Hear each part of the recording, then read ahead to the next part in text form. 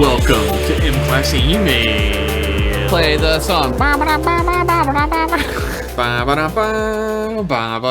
a We're song, gonna get right? sued. Disney's gonna sue us. I'm not gonna do a grandiose opening for this one because it's the same shit we always do. Every God. 2 weeks, it's emails. We read your emails. We make fun jokes. It's a great time, and then we finish off the day by reading a Rich Masters patented masterpiece. TM. Oh God, is this the last one? I don't know. Actually, I'm a little scared. I think it's a two-parter, so I think we're getting second part to last. Yeah, I'm scared, fuck, dude. I know, me too. I don't know what he's gonna do next. I guess I'm we could put his nervous. options up. We could do like a vote on his options if he wants to do. I don't know. I feel feel like we should be benevolent dictators about this one. let him do whatever he wants. No, let him do whatever we want. Oh well, yeah, that's the way it should go, right? Let's hop right into it, everybody. You know us. I'm Jeff. I'm the other guy, Josh. Yeah, you're the other guy. Like the movie The Other Guys, starring Will Ferrell. We're really No, that's not him. What movie am I thinking of? the other guy. The Other Guys is the Ryan Gosling and Pharrell. no, Ryan Gosling and what's his Crow, Russell Crowe. Oh, okay. I was like Tom Servo's friend. Yes, Ryan Gosling and Crow. I would watch the fuck out of That'd that. be fucking amazing. You know what we do? We read these damn emails, and that's what we're about to do. I'm gonna jump right into these babies today. I'm hot. I'm ready Go for in, them. go in. Don't even just go and try. Ugh. Our first email is from H808 Beats, who does a shit That's a ton of cool robot. music that you can find on Twitter at H808 Beats if you search that up. Is they a robot? Probably. That's cool. I've done artwork for him in the past, like for his albums. It's Oh, been really cool. fun. That's sweet. He entitled the email, "Y'all tracking?" Y'all, yeah, we tracking. You know it. And he says, "Hey y'all, I've previously Hi. been hesitant of tainting or derailing my favorite podcast with my own insertion, wink, I just said go and dry. What the fuck? of emails. But I think it's time to break that spell. I want to take a minute to point out that we talk about dicks so often that there's no way we wouldn't have lined up with this email. Yeah, I mean, no it's way. just like fate. I mean, it's bound to happen. I owe you both a big thank you. Oh, you're welcome. Thank you. I had not been exposed to Star Trek until after listening to this podcast. Yes. Surprisingly, after years as a Continue fan, I found the podcast through Jeff. But I found Jeff's dope art through a post Josh made on Twitter once. Crazy world, right? It's a circle. Everything is a flat circle. It all brings us back to the beginning. Is the end. Is the beginning. Is the end. So with that said, Trek Boys! Klaxons. He did type clacks on, clacks on. Klaxon. Clack. Question.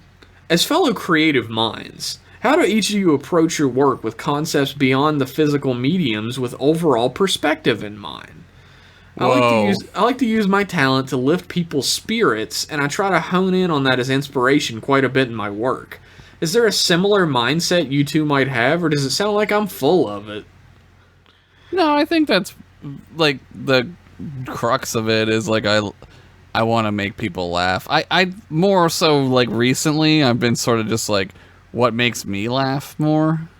Like, and I think that's always sort of like been how I go about the funny part of what we do. Like if it makes me laugh, like I'm fine with just that. But I think we're both entertainers at heart. Like we really Yeah. love to like entertain people, make people laugh. yeah, it's great. It's like drugs. Like it's better than drugs. Really. It is.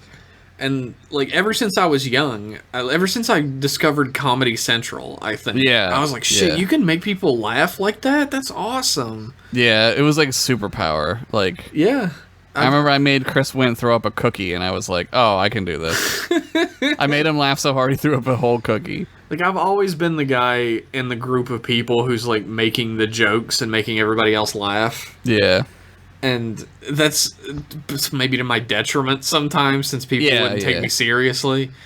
Yeah. But I've always been a fan of making people laugh my whole life, and the fact that I can do that with like a podcast now, I always come into this podcast like I want to entertain the audience one way or the other. Yeah, I want to have fun and be funny, and I hope people like laugh and shit. That's all I care about. When it comes to making art, like when I try not to worry about my audience very much. Yeah. When I make art, because you can drive yourself crazy that way. Yeah, that's like when I'm editing jokes, or if I'm even writing like something that's funny. Like you can't think about that. You just have to do what you do, right? Like that's what I mean. Like I don't think about like other people when I'm doing it. Yeah. Because that's like a problem. When I do Inksburg, like I'm doing gags that I find funny. Like, I'm doing stuff that makes me laugh when I see it done. Like, when I'm working on it, I'm chuckling to myself. If nobody else finds it funny, that's fine. Yeah, whatever, right. But hopefully somebody does, and I get a kick out of that. Like, I love it when it resonates on the same level with somebody else. Like, I saw this gag in Inksburg, and it reminded me of this gag from this Looney Tunes cartoon, and it just made me laugh. And I'm like, that's great. That's exactly what I wanted. There's like an element of nostalgia to Inksburg as well. Like if you feel like you're watching an old cartoon when you're listening to it or reading it, perfect. That's exactly what I want. Yeah. I want it to be its own thing as well. That's why I do the whole mystery thing. But it's always going to be a little bit reminiscent of like somebody pointed out, and I didn't have this in my paper. It was called Slylock Fox. Mm-hmm. Where they're little visual puzzles. He's a detective and you have to help him solve the case. Right. With little visual puzzles. And that's what I'm doing with Inksburg. Like the mystery is solved if you pay attention to the background. Damn! Like, and the most fun I had making Inksburg, besides doing the gags, is the final 4 pages have these little flashback sequences that show you where I hid the clues. That's throughout the whole cool. comic. And I had a ton of fun seeing people be like, holy shit, that was there the whole time? That's great. And I'm working on the new story now, and I'm like psyched to be hiding all that shit as I go along. Awesome. So there's like a playfulness in the way I do things. Yeah. Like, I very much want to play with my audience. That's why I love email, because that's all it is playing with you guys. Yeah, it's a direct line, right? It's cool. That's a pretty deep question, though. We haven't got, like, a real deep one in a while. Yeah. He finishes out the email with, keep up the good work and try not to kill another Kevin, would you? I mean, he kind of, like... He's like Hank and... Hank from Venture Brothers. Hank and what's his name? Dean and Hank, they just die. Like, he just dies. We like, just bring him back. Yeah, it's fine. Signed. Just scan his brain. Signed, ya boy Beats, engineer aboard the USS Long Dog. Fucking the good ship Long Dog. That's a good one. Yeah, thanks for that email. H808. Thank you, Mr. Beats. Mr. Beats. Our next email is from James. Hello, James. And it's entitled, Dang Old Changelings, man. Like Boomhauer. What's up, Trek boys? Just wanted to complain about how in Deep Space Nine it's established that Odo has a weird, smooth face because he struggles with making a face. Mm-hmm. However, later, when the changelings are shown in their normal, non-fluid form, they too have a weird, smooth face. Yeah. I'm sure I'm not the only one to notice this, but it kind of pulls me out of the show sometimes. To me, it seems like this is something the writers would have considered. I'm sure it was probably just to keep things consistent and not confuse the viewers or something. Yeah, that's what it is. It's definitely that, but also, like, they take his form probably to make him feel more comfortable. Yeah, like... They're obviously copying him. They have the same hair as him and everything. Yeah, like, I think it's for him, right? Like, it's not... I mean, it's not for him when, like, it's just her, though, on Cardassia. Like, he's not there. But... Is that how she's shown first? I thought she's shown first when she's, like, meets Odo. Yeah, but like when he's not around, like why would she look like that, right? Like I mean, that's a good question. And it may just be like a big plot to get him comfortable with them one way or another. Like, what if he walks in? what if he shows up and we're not looking like we're looking like a hot lady? Yeah, or a hot guy. if we like look like Cardassians or whatever, and he shows up, and then we like morph back into goo people, then he's gonna be like, "Hey, are you guys fucking with me?" I guess it's kind of for the Jem'Hadar though too, because like they don't ever see changelings too much, except for her. Like besides her, like there's her and Odo, right? Like Yeah. all the other ones are back on the planet. That like, you're right. It does know. fall apart when you see them not near Odo, though. But I mean, it's just because like that's what consistency they for look the like. audience. Yeah, it's just that's what they look like. I don't. It doesn't pull me out. I'm always just like, yeah, whatever. Yeah, Like, whatever. I'm exactly the same way. For some reason, it didn't. I did think of that before, but it never pulled me out. Yeah, you're kind of like, well, they can turn into stuff. They're better at it than he is, right? Mm-hmm. But also like, they don't really give a shit, right? Like they're just sort of just like what, like being a solid form for them is sort of like a waste of time. I Like think it's kind of gross, actually. they don't like it. That. Yeah, they're kind of like Smith from The Matrix, where he's like, I hate this. Like I hate this place, and I want out. You know what I mean? Yeah. Like, they hate it. Can you guys think of any inconsistencies that bug you about any of the Trek series? Thanks for all you guys do. Keep your J's tight. James from the Mile High.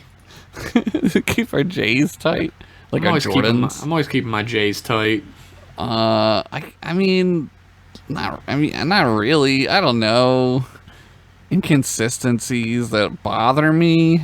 I think I can pretty much overlook almost all the inconsistencies as being like, this was early, this was later when they figured stuff out. Because it's like such a long process when you think about the whole franchise, right? Like it's not like Harry Potter where they knew they were doing these 7 books, so and like if there were inconsistencies in that, like you'd be like, oh, why did they do this, right? But like that's not really how it is. It's so long that like you have to be able to be like, well, they just didn't know they were going to do this. There are like inconsistencies that people make up that bother me. Like what? Like there's this big one that people always fucking talk about where they're like, what about that episode where that lady, that Starfleet officer loved Kirk, and she's like, there's no place in that captain's fucking deck. There's no place on the captain's bridge for a woman, is there? And people were like, that means women couldn't be captains. But there is a female captain in TOS. You meet her. Yeah, I think that she meant there's no place for love on the bridge. Yeah, that's exactly what she meant. She was being metaphorical, but there are whole articles about how TOS, you couldn't be a captain if you were a woman. Yeah, it's just a hot take machine. Oh, she said woman. She meant all women. Yeah, it's not like you're taking stuff out of context, right? And like, I don't think they're bending it to fill their like agenda against the show or whatever. They're just misconstruing it. Well, yeah, I think there's a disingenuousness to that. I think like if you're like a person who talks to other people, which maybe they're not, like that's just the way that she said it, but she meant love. Like she didn't mean women. Like it's just because it's very strange. Like there's a whole idea of TOS outside of TOS where like every character has a different personality than the one on screen, right? And the whole adventure is different because baby boomers ate lead, so they can't remember anything that happens. Well, that's what we get fucking like the JJ shit. That's exactly the reaction. That's why the JJ movies are like that, because it's like they're remaking the caricature of Star Trek that never existed. Yeah. And it's like, that was never the show. What the fuck are you doing? I don't think there are any inconsistencies within the show themselves that bother me. Like, the one that's popping into my head a lot right now is the way the Trill were on TNG compared to the way they are on they're Deep like Space more Nine. aliens. Doesn't bother me. Yeah, that doesn't bother me either. Because, like, I mean, I don't know, man. Like, they call Vulcans Vulcanians to begin with. It doesn't bother me. Like, it's all small to me. It's all just television semantics. Like,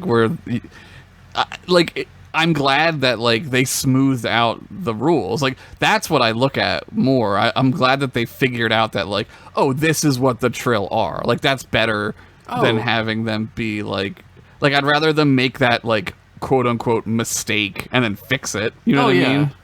Like sticking with something that's stupid isn't better than fixing it and pretending like it. Like never the Trill are much better as the things that they are in DS9. Yeah. Like if they were just the random, like then you get like Saru. Like what the fuck is Saru? Like who cares? He's some sort of a squid, I guess. He's a cow or something. I don't fucking know. Who cares? Right? Like the inconsistency that popped into my head when I said "oh" is the inconsistent treatment of Janeway as a character. That bugs the shit out of me. Yeah. Like, you're not watching the same character from episode to episode sometimes. And that definitely bugs the shit out of me. That's the weakest. I mean, that might be... I mean, that's like the big arc of Voyager bothers me, but... I don't know, man. Just don't watch. Like, if Voyager has about a half a cast of good characters and then a bunch of throwaway characters, which is not great for a Star Trek show. And they're not... Like some of that good half is like on the bubble. You know what I mean? Like they're just And people always point out they're like, oh, well, there were only 3 good characters in TOS, and I'm like, they're all good characters in TOS. They just 3 of them got the most screen time. Yeah. Like Scotty is fine. Like what's wrong with any of them? Nothing. Like Scotty is funny, and he has this charming witticism about him. And, like, Sulu is, like, sly and charming and funny as hell in that show. Great. Yeah. Like, Chekhov has this, like, bright-eyed idealism coupled with his, like, bullshit about thinking everything is Russian that was ever made. That's, like, such a comment about Russia, right? Yeah. Like Cold War Russia. And Uhura is this fucking gorgeous woman who knows, like, a million languages, and she's super competent at what she does. And she's also, like, she has this flirty funness to her when she's not working. Yeah, she's, like, a person. Like, she's, like, a real person. But, like, what is Harry Kim's personality? He's a nerd. He's angry a lot. He plays the clarinet, which is like the nerdiest instrument. Tom Paris's personality changes from episode to episode as well. Sometimes he's a freewheeling, without a care bad boy, and other times he's like a giant bitchy stick in the mud. That's like mostly what I think of him. I think of him as like just someone's angry dad. Like when you go to your friend's house and his dad comes home and you're like, oh, this dude's pissed. Like, should we go play outside? Mad? Yeah, like should we go? I don't know. That's how I feel. Mad we played Nintendo for too long? Why is he so mad? Should we have mowed the lawn or something? He just like, I don't know. Like I like Janeway, I like Tuvok, I like B'Elanna, and I like the Doctor sometimes. Yeah, the Doctor. Man, I don't even know. God damn, man. Like, if I had to pick, like I like Janeway, Tuvok. I'll take 7. Fuck, 7's fine. That's about it. I don't know. Like, not a B'Elanna fan. B'Elanna's fine, but B'Elanna's fine. She becomes not so great when they start pairing her with Paris later on, though. She's like real whiny too. They're like perfect for each other because they're whiners. That's true. It's like you guys are fucking like, you gotta get your shit together. This is like important. You're out of all the people who need their shit together in Starfleet, you guys need to be the ones. Yeah, you're in the Delta Quadrant. Yeah. Shit is more important than your personal horse You're shit. Fucked. Get over it. Fucking deal with this shit, right? Well, we got off topic there a little bit, but thanks for that email, James. Hopefully we sort of answered your question. Yeah. Our next question is from Phantom Thief Goofus. Love that Goofus. And it is entitled, I Will Face My Space Self. Oh my god. Ahoy track boys, it's ya boy, Phantom Thief Goofus. How's it going? Everyone's ya boy. Everybody's our boy. Yeah, we're y'all boys. Does that work? Sure. How's it going, Josh? He asked. Great. World's doing good. We're all doing great here. I'm still alive. I guess that's good. Things are going pretty well here on the Wings of Rebellion. Taking a bit of a break after the volcano adventure, been getting a painting alongside ancient archives of a 20th century painter by the name of Bob Ross. It's really therapeutic. Highly recommended. That's great. My wife Crystal and I did a painting with Bob Ross, and I'm an artist, a professional artist. Yeah, I remember did you show me the picture? I showed you I think I tweeted the paintings, both of them. I'm a professional artist. She knocked it out the fucking park. Her painting looks great. Sometimes Mine looks people like are just good at Toblerone Mountain. That's awesome, though. The mountains look like Toblerones, not like the mountain on a Toblerone. They look like a sideways Toblerone. Yeah, I gotcha. I don't know how I fucked it up that bad, but I did. I like how you had to specify that because there's mountains on the Toblerone. I didn't think of that. Because that's why they're mountains, right? That's like the mountain. Yeah, I didn't think of that when I said it. I wouldn't have. Quick question. How would you deal with a doppelganger? What if it was evil? How would you get your buds to tell the real you apart? I think I am the evil doppelganger. You're the Bosch.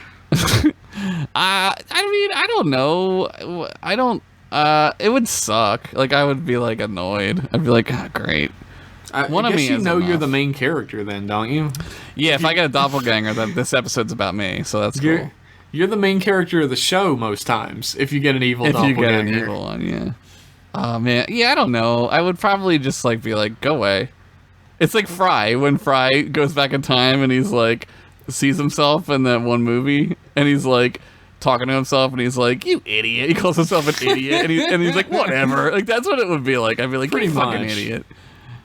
I don't know. It's tough. Like... It's always going to end up on a rooftop scene where, like, Josh has a gun pointed at me and the other guy, right? And I'm like, no, I'm the real Jeff. Kill him. Yeah, I'd have to ask you, like, a question that only you would know. What's the question is the thing, though. Like, what question would I be able to ask you to know for sure that you're the real Josh?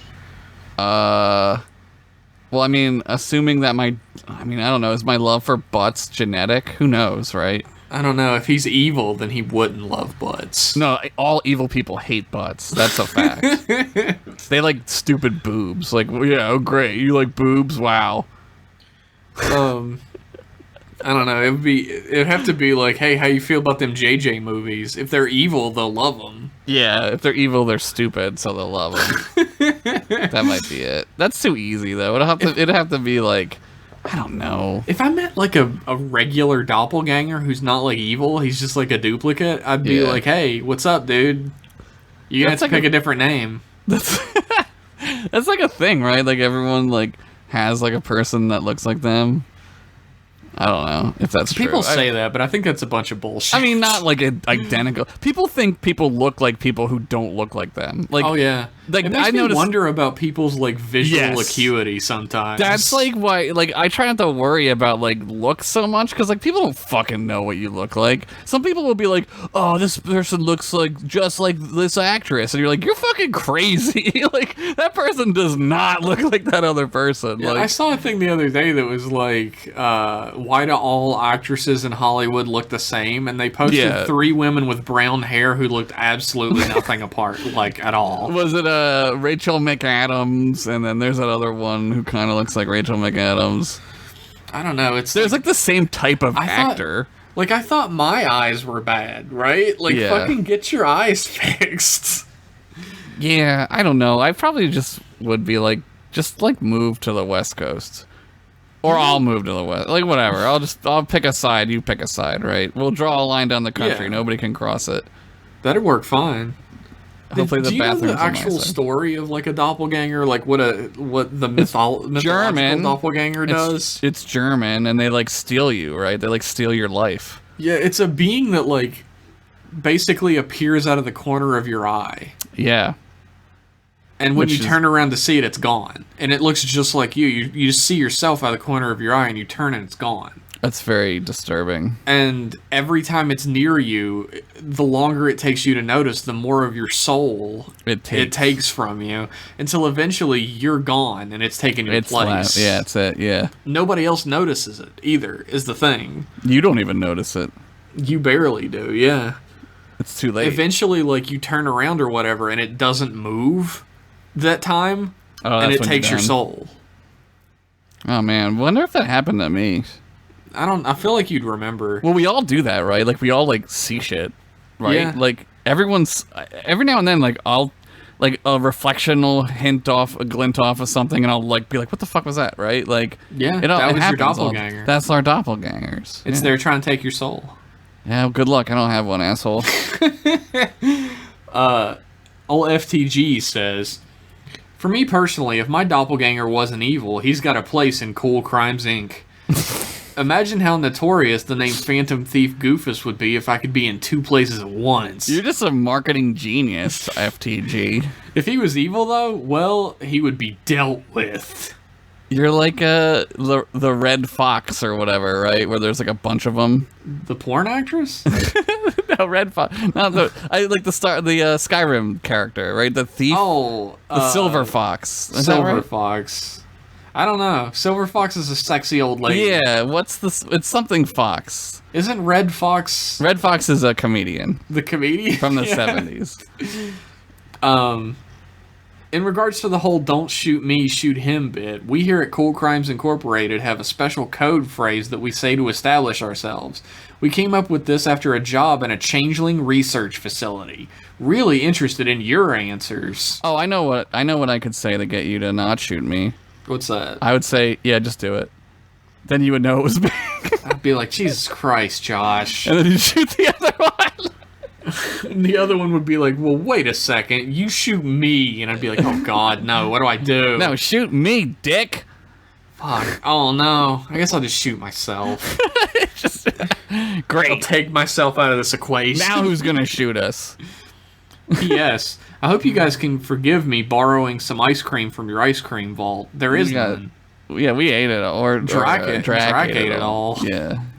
Cool Crimes Inc. is having an ice cream social / recruitment drive. You wouldn't believe how effective of an information network Space Cockney Orphans are. Don't worry, I'll pay you back. Keep on trekking. Phantom Thief Goofus, captain and founder of Cool Crimes Inc. You can pay us, but like it doesn't mean anything. No, we don't have any money in this time period. It- It's I was weird to thinking- be a thief in this time period, actually. You must be stealing just like really rare things. That We could there's just only one replicate of. more ice cream. You didn't have to steal it. Yeah, like it's like free. It's just like free ice cream. Free ice cream forever. Yeah, it never ends. Our next email is from Spivsy. I know him. It is entitled, Our Next Email is from Spivsy. Pretty clever. Then Josh says, Spivsy. Well, I didn't, so You didn't. You fucked it. I guess Spivsy will move on to the next email with a better title. He begins, It's been a long time. Oh my god. You know I love this song. Getting from there to here. He didn't even type that part. I just It's had it. been a long road. Picture the scene. We're in a hastily thrown together, dimly lit room at the bottom of a tower. Okay. Lightning strikes. A wolf howls. Suddenly, a noise starts coming from the granite tomb in the center of the room. A spider runs for safety. The heavy slab topples to the floor and smashes into pieces. Slowly, a figure rises up. Oh god, it's the mummy. It's me, Spivsy!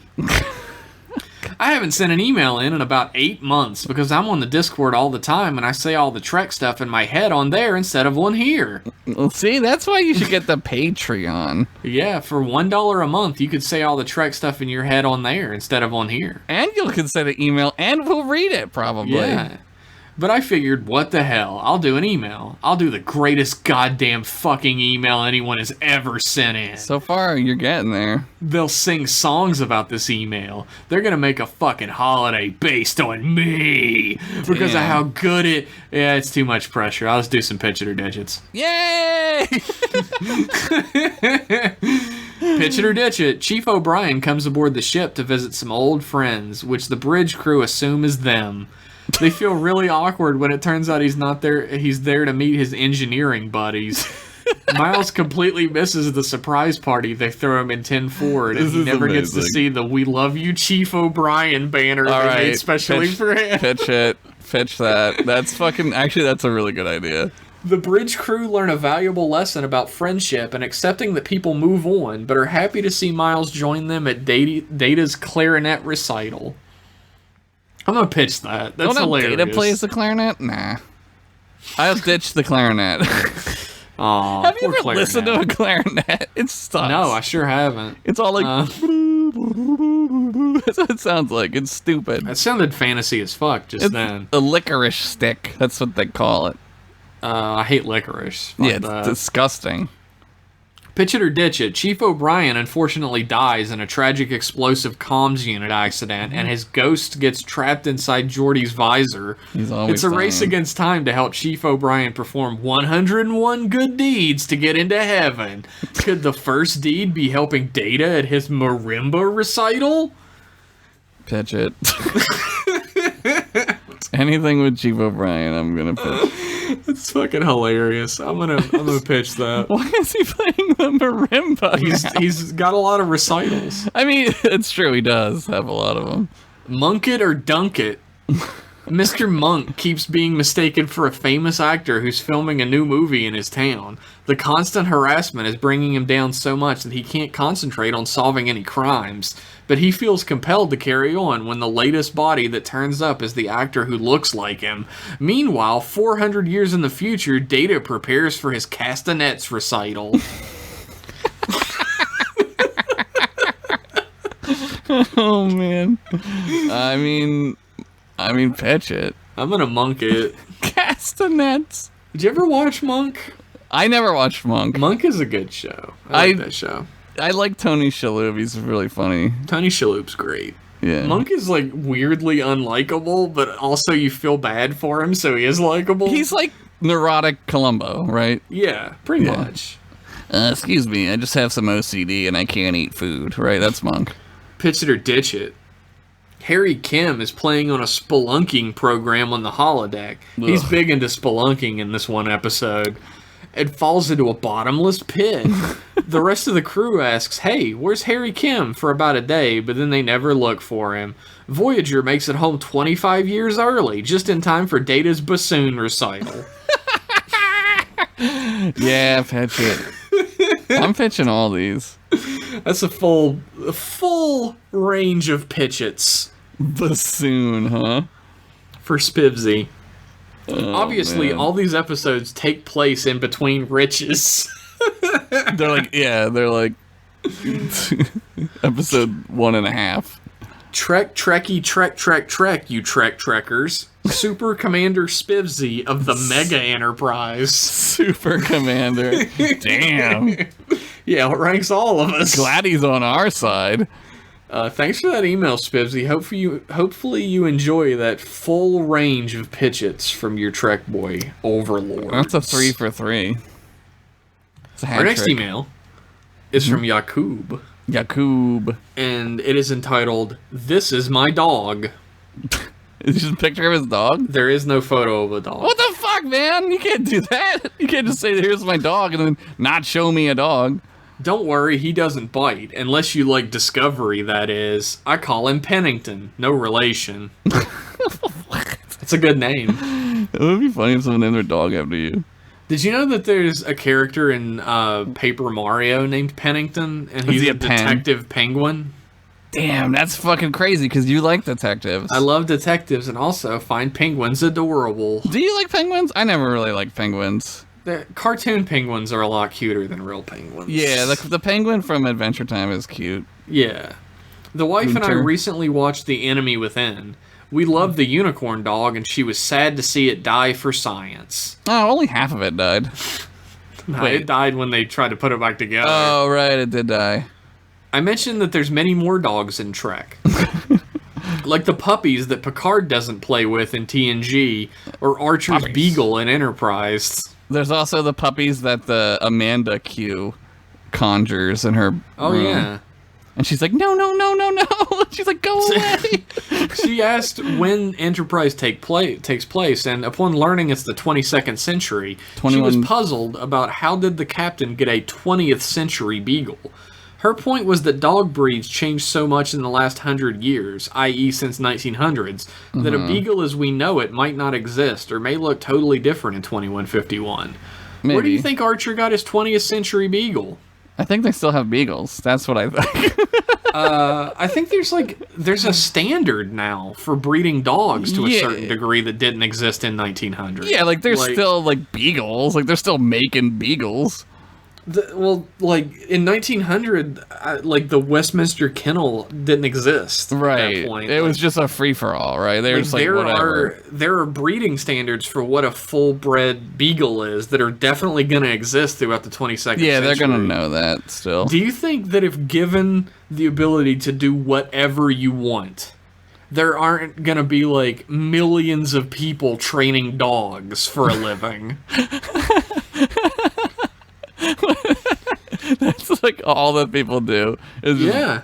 dog walk and stuff. Train dogs, do Westminster Kennel shit. Like, beagle standards are going to exist in the That 22nd shit's century. boring as fuck. Like I wouldn't do that shit, but like I don't know, man. I got better stuff to do than like tell a dog to behave. Like I don't care. love doggies. I would just play with them. Yeah, I love dogs, but I don't want to like tell a dog how to be a dog. You know, that's like I feel like it's that a dog's business, dude. Yeah, dogs can just be themselves. I'm cool with it. There clearly wasn't a big conservationist push on Earth since the whales are gone. I guess it might be a clone in some Jurassic Bark situation. Dolomite. Whales died because the planet got fucked over during all the wars and shit. Yeah, Third World Beagles War. aren't going to be affected by that shit. Yeah, I guess like there was just some beagles that survived. I mean, there's a limited nuclear war, so like I guess like we were kind of okay. I mean, I don't agree with I'm sure your super intelligent and lovely wife on this one. I'm sorry. yeah, I don't agree either. I'm sorry too. Sorry, Mrs. Yakub. Yakub. I just think that there's just gonna be beagles. They're just gonna Yeah. be there.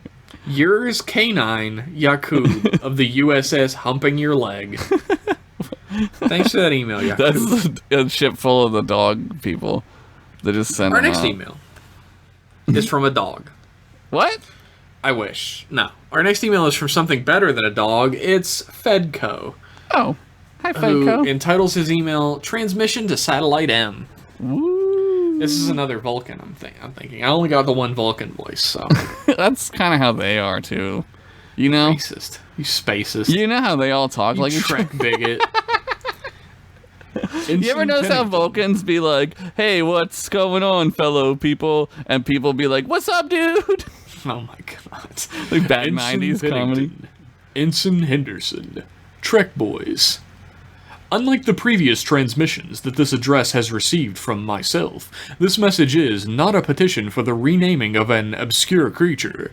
Indeed, it is not even another indiscriminate mailing list seeking transmission, but one that was crafted and directed at the denizens of Satellite M themselves. Okay. It has been some time since I began awaiting assignment to a vessel. Time enough for myself to begin doubting the logic of the situation. However, upon inquiring on the status of the assignment process, I have been consistently met with either silence or deflection. After the 86th iteration of this pattern, I deem the need for information to necessitate an auditory observation of conversation that was not intended to include myself that took place shortly after my 87th inquiry. He's gonna spy on him while they're talking about him. I get it. While due to suboptimal listening conditions, I was unable to perceive the conversation with satisfactory accuracy. With those The term- ears? Oh. Oh my god. Trek bigotry on this episode of M-Class. I'm just being like my hero Bones. I was unable to perceive the conversation with satisfactory accuracy. The term Satellite M was unmistakably heard several times, Damn. consistently spoken in a derisive manner. Those As such, dicks. Satellite M rules. Fuck you and your stupid mother, assholes. Satellite M high school football rules. Yeah, the fighting M's.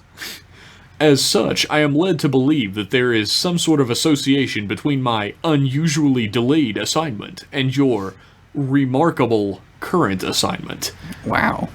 As such, I believe it would be in my personal interest to learn more about your situation. Documentation in your situation has proven scarce, if not elusive. And so, it is after explaining the situation to you that I request you to provide whatever information that you see fit to part with, as I would imagine that you now find the choice to do so. Highly logical. This is like the most Vulcan-ass way of asking somebody what they do for a living. Live long and prosper. Science Officer Fedco, currently awaiting assignment to a vessel. Well, Fedco, I study dicks. Satellite M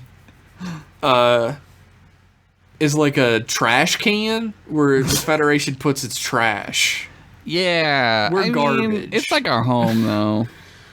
It's a home away from home, and that I haven't seen my loved ones in like 2 years. We replicated some of those fun doorway beads, so we got that going on. But it's kind of annoying because like the doors are all the sideway opening door, So Star Trek doors. Every time they open, all the beads get jostled around and shit. Yeah, It's like a marimba recital over at Data's. Fucking noisy as hell, dude. I ended up on Satellite M when I was put in charge of the Replimat on Deep Space Nine, and I burned Deep Space Nine down. That's right. I forgot about that. I just wanted to be here because there's like nobody here. It's great. You chose to be here, did you? Yeah, I was like, send me to like wherever, and they were like, do you like people? And I was like, fuck no. They were like, send me to wherever, and they were like, what's your position again? And you were like, wiener scientist, and they just stamped a big Satellite M on that It's shit. like the Antarctica of Federation. You get sent to Siberia when Yeah. you fuck up on Earth. You get sent to Satellite M when you fuck up in space. Yeah, in space, nobody can hear you fuck up. Ostensibly, we're supposed to be studying the dune buggy planet below us. Yeah. I guess technically we're studying how rad those fucking dune buggies are. I mean, they're fucking cool. Some of them have like guns on them, which is Yeah, super like- cool. Like Earth Gatling guns. Like a minigun. It's really strange. Where did they get the idea for a repeating gun that looks exactly like a minigun? I guess I was put on Satellite M because Josh is doing his wiener experiments and they needed someone to make sure his findings were kept safe. Yeah, it's very important. I'm doing very important research. He mostly just keeps measuring my wiener and giggling no matter how much bigger he makes it with replication technology. I mean, I've been like giving you drugs that you didn't know about. It's a double-blind experiment. Double-blind meaning Is I that don't why know. I'm blind? Double-blind meaning that I don't know what I'm giving you and you don't know what I'm giving you. So, I don't Really, know. I've been working on my own scientific experiment here. What are you working on? We've all heard of the replicator. Yeah. I'm making this new and exciting technology where I reverse the powers of the replicator to make things disappear. A D-replicator? It's called a de-replicator. I mean, I've talked about the de-replicator on this show before. I know, but like, can't you just do that anyway? Like with a transporter? Can't you just like do that? I don't make fun of your little dick problems.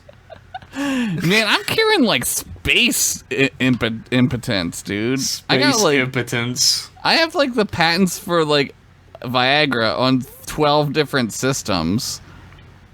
It's too bad you don't make any money on that since money doesn't exist. Yeah, well, it's all about just, get the joy of giving somebody a boner. I know that joy.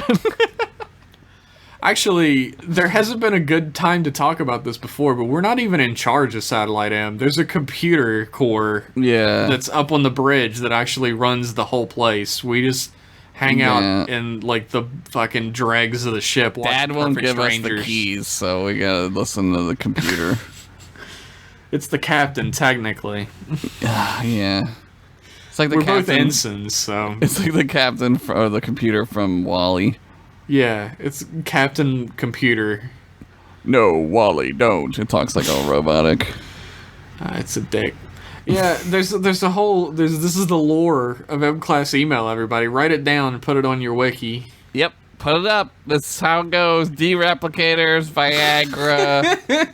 Thanks for that email that was very handy for helping us explain to newer listeners about all the dumb shit we've talked about previously. We should just like save that email and just bring it back every like 10 episodes. Oh, look, another one from Fedco. He wants to know about our history again. All right. Our next email is from Kamikaze Gnome, All right. Why not? and it is entitled Have a Nagilum. I get it. Hello, M-Class peoples. Hi. I was looking for something to fill an empty podcast void in my brain. This one. Apparently, the space was to be filled with awesome Star Trek-related goodness. Woo!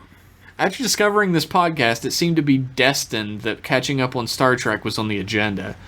I started on Season 2, looking forward to seeing the Nagilum after you guys had mentioned it, and oh shit. Yeah. Is there a possibility of a space face collection or all-powerful entity collection in the future? There should definitely be an all-powerful entity That collection. would be great. That's Although there one. already is one. It's called TOS. Yeah, every bad guy in TOS, right? There's so many of them. I have faint memories of TNG reruns when I was little, as well as a little bit of DS9 and Voyager. Josh, me and my brother followed most of the stuff you were in since fantasy fiction and continue. Jeff, I found you out through OGOC. What? We'll continue to listen to you guys due to the constant quality output of your podcast and other related stuff. Thank Time you. to continue with Season 3, Trek Boys! It gets so much better. Good. I'm glad you It stuck with does. it. If we did the all-powerful being collection, we could do the Quetzalcoatl episode of the animated favorite. series. We should. Maybe that'll be the next collection. Let me jot that down. There's also the sports collection, which is so good. The sports collection is great, too. Sports collection is really fucking good. All-powerful entity. I'm trying to think of any collection. Enterprise episodes with sport. He likes water polo, but they don't really like play water polo. Sports collection. We're dancing around the big ones too. We'll have to like divide the time travel ones somehow. 'cause Oh yeah, there's so time travel's fucking going to be many a of them. part 1, part 2, part 3. type Yeah, of there's thing. there's so fucking many of them. We'll do those separately. Yeah. I'm glad that you found me through OGOC. I didn't know it was popular enough to garner its own audience at this point. That's pretty cool. Yeah, it's popular enough to garner its own audience. Jennifer Garner, its own audience. Do you like her? I'm not a big fan of hers. You know, she's from West Virginia. I did not know that. Not that She that is. affects my opinion of her. I don't think she's a very good actress now. I don't like that she plays like the same like kind of weirdy lady all the time. She's always sort of like, oh, you know, she's like not like interesting to me. I don't know what that means, but Oh, okay. I'm just like, so it's me, Jennifer Garner. It's like her whole acting career is her like walking on eggshells the whole time. Yeah, I'm not really that into her as an actress now. I don't think she's very good. She was an alias. OGOC is technically short for the podcast Original Characters. Original that characters. I do with Kevin Cole. Original characters. It's called Original Characters. Oh, that's right. Which I think I should probably update the logo for that to make it actually original characters, because I find that hilarious. No, it's super funny. Like, it's really fucking funny. It's like the sort of like yeah, so original character do not steal, right? Like, it's very it's the original characters. Original. We, me and Kevin Cole sit down with a franchise and come up with the worst possible original characters for it. I've been on the show twice. You guys were get- on the fantasy fiction special we did. And then Longmire. Longmire, which we did specifically so we could finally do the Red Pony, Yeah. The samurai. whatever the fuck it was. The fucking samurai story we wanted to do. Yeah, we basically just wanted to make up a terrible Walt versus Ninjas story for Longmire. It was cool as fuck. Check out original characters. It's good, I promise. It's got a different vibe to this one because it's like I always describe my podcasting as a double act, like Yeah. a vaudevillian double act, Straight man, goofy where man. I'm the straight man on this one and Josh is the funny guy. Yeah. And on that one, Kevin's the straight man and I'm the funny guy. Yeah. We switch. Plus the characters are Switch also hitter.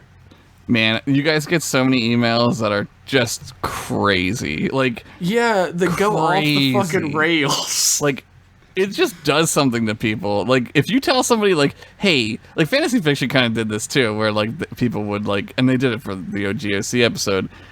you just give somebody like carte blanche to like make a character, and they'd go off the damn rails. Like, oh yeah, it's like it's opening floodgates in creativity that like a lot of people don't get to use. It's like the movie Crank, but with like creativity. Like it just like it's like adrenaline in their brain, and they're just like, damn. Like, can I use that as a pull quote for the podcast? It's like Crank, but for creativity. Yeah. Yeah, you can use it. Quote me on it. That's perfect. It's like they can't handle it. Like, it's like too much, man. Thanks for that email, Kamikaze Gnome. It's a family name. Our next email is from David S. And it is entitled "To Geff and Gosh Unless Beff and Bosch Won the Fight." Oh, because we're the bad ones, or I don't know. I think we're the. Are we the good ones or the bad ones? I don't know. I don't know. I'm told to use the accent of a Dallas oil tycoon. I don't know. I guess I've got the standard one for that one. What's that? Like, howdy there, Trek bigoted Yankees. God. Yeah. Ha! I'd slap you too hard on the back if I was there, but y'all know how it is with the vastness of space and all. These Doppelganger episodes got me curious about how y'all might behave in similar situations. If y'all was split up into Bosch/Gosh and Biff/Geff, do you think your pots would manage to get smushed back together somehow? Girk was closest to Kirk, but which half do you think is closest to the original Trek boys? So do you think if you split into Bosch and Gosh, yeah, who do you think is closer to the real Josh, Bosch or Gosh? I mean, I think the point of that episode was that it was like split and evenly, right? Like, I don't know if like some of them, like my more good qualities, I think are enhanced by some of my more like what people would consider not bad qualities, but like not so normal of quality. I don't know. You know what I mean? Like, I guess it's like this question boils down to like when people saw Girk, they were like, "Hey, it's Captain Kirk." Right. And when people saw Burke, they were like, "What the fuck is wrong with Kirk right now?" Yeah, no, because Burke is like which one of the Bosch or Gosh would people be like, it's just Josh? I don't think they would know, because I don't think people really know who I am. I really believe that. I don't think people get who I really am, and I make it that way a lot of times. Not even me. That's fine. No, you know what I mean. Like, I think people think of me as like a certain way, but like that's not true, right? It's true. I think that's like when you're presenting yourself through the like lens of like an entertainment program. Like I'm playing like a character. You're like enhancing a certain part of your personality to create a character. Right. I'm much more like I'm much more like smart than people. But that sounded really smart. I'm much more intelligent. That wasn't the best way to say that. I'm much more like super good at smarts than I think. I don't know. I think I'm smarter than I play, like for sure. But I don't know. I don't know. I feel like it's like it depends on what somebody is expecting of me from a certain situation.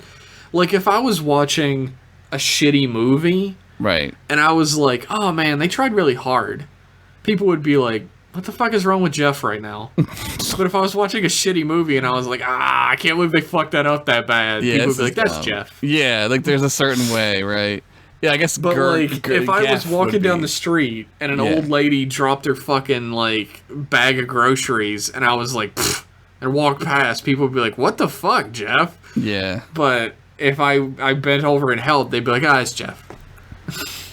Yeah, I'm a good guy, everybody. I don't know. I don't know. I mean, I don't really know. I would help the lady.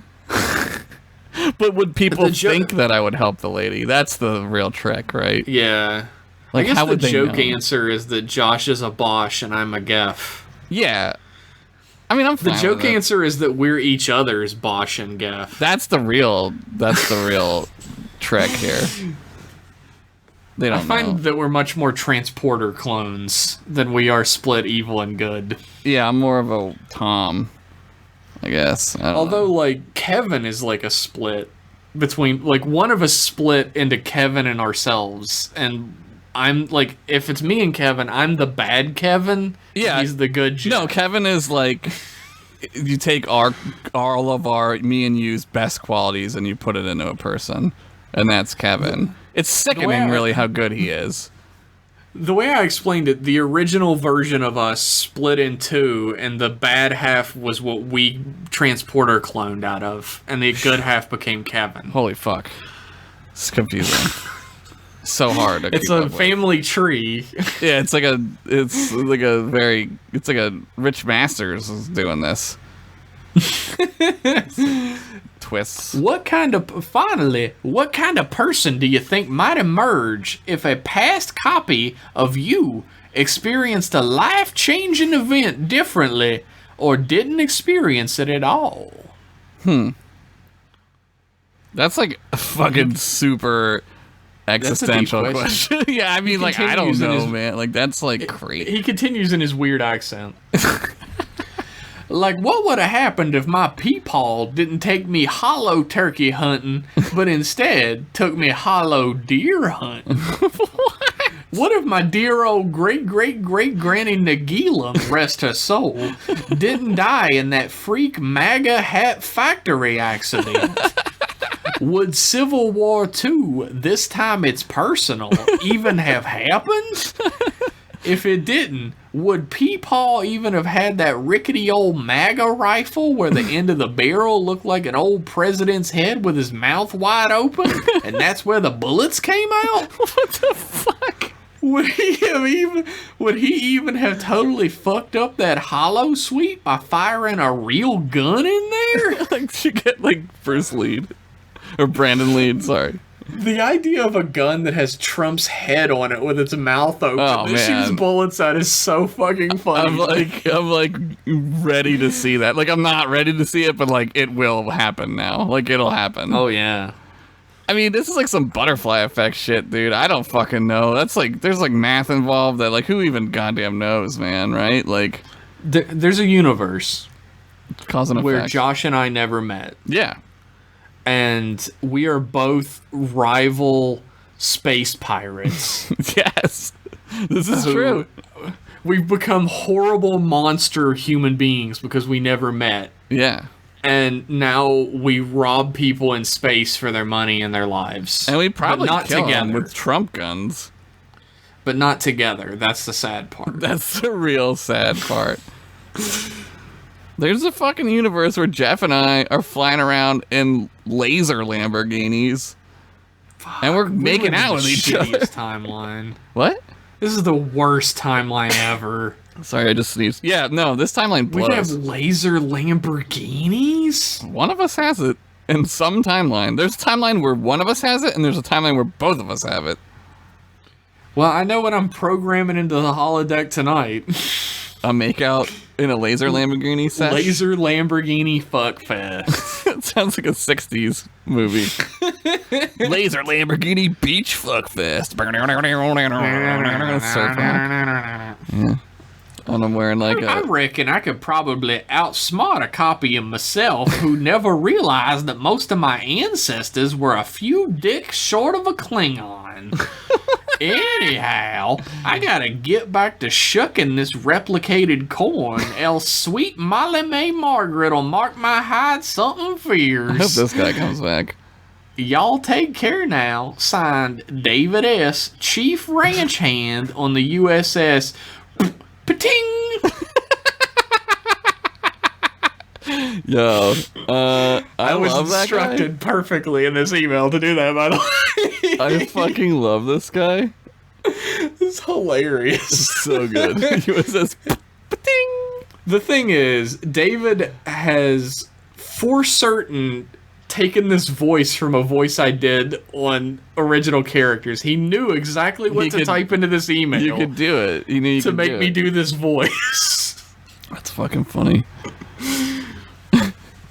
Yeah, I don't know. It's a tough question. Like, yeah, a life-changing event. I can't think of anything like when I met my wife. I think he wants us to like say some personal shit or something. Like, not that like he's like looking for that, but I think like yeah. But like I don't know. Like, I mean, it could literally be anything. Like, it could. I mean, like that's how crazy the universe is, right? Like, I mean, fuck, dude. Like, I wouldn't even be me if that one sperm didn't, like, fertilize that one egg, right? Like, what are the fucking chances? Like, what if in a different universe you just forgot to breathe? I mean, that would suck. Like, you just forgot how, and you were like, oh shit, I'm dead. Like, that would be a different life-changing experience. Yeah, for sure. What if you were, like, hanging out with your buds one day, and your pee-pee just fell off? I mean, hypothetically... That would be a life-changing event, right? You'd have to, like, explain why your dick fell off? It just rolls out of your pant leg, and everybody's like, what the fuck? Like a and duty. You're like, oh, it no. just rolls out, but it's a dick, but it's like a duty rolling out of your shorts. Oh, no, my peep. My peep fell off, and they're like, well, it'll grow back. There's a universe where dicks grow back. You shed your dick every so often. Yeah, it's like a snake. Bigger. It just, like, sheds its dick skin. Oh, God. It's the thing, man. I didn't make the rules. That's horrifying. Thanks for that email, David S. that created that shit. Hope you enjoy your time on the USS. Our next email is from Rado.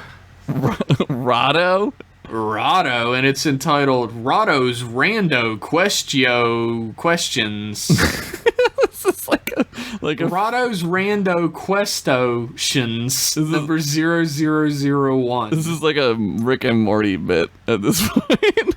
Hi, M-Class boys. I love the ambient spaceship noise I assume Josh puts in the email episodes. Yeah, I do that. What? No, it's just my house. No.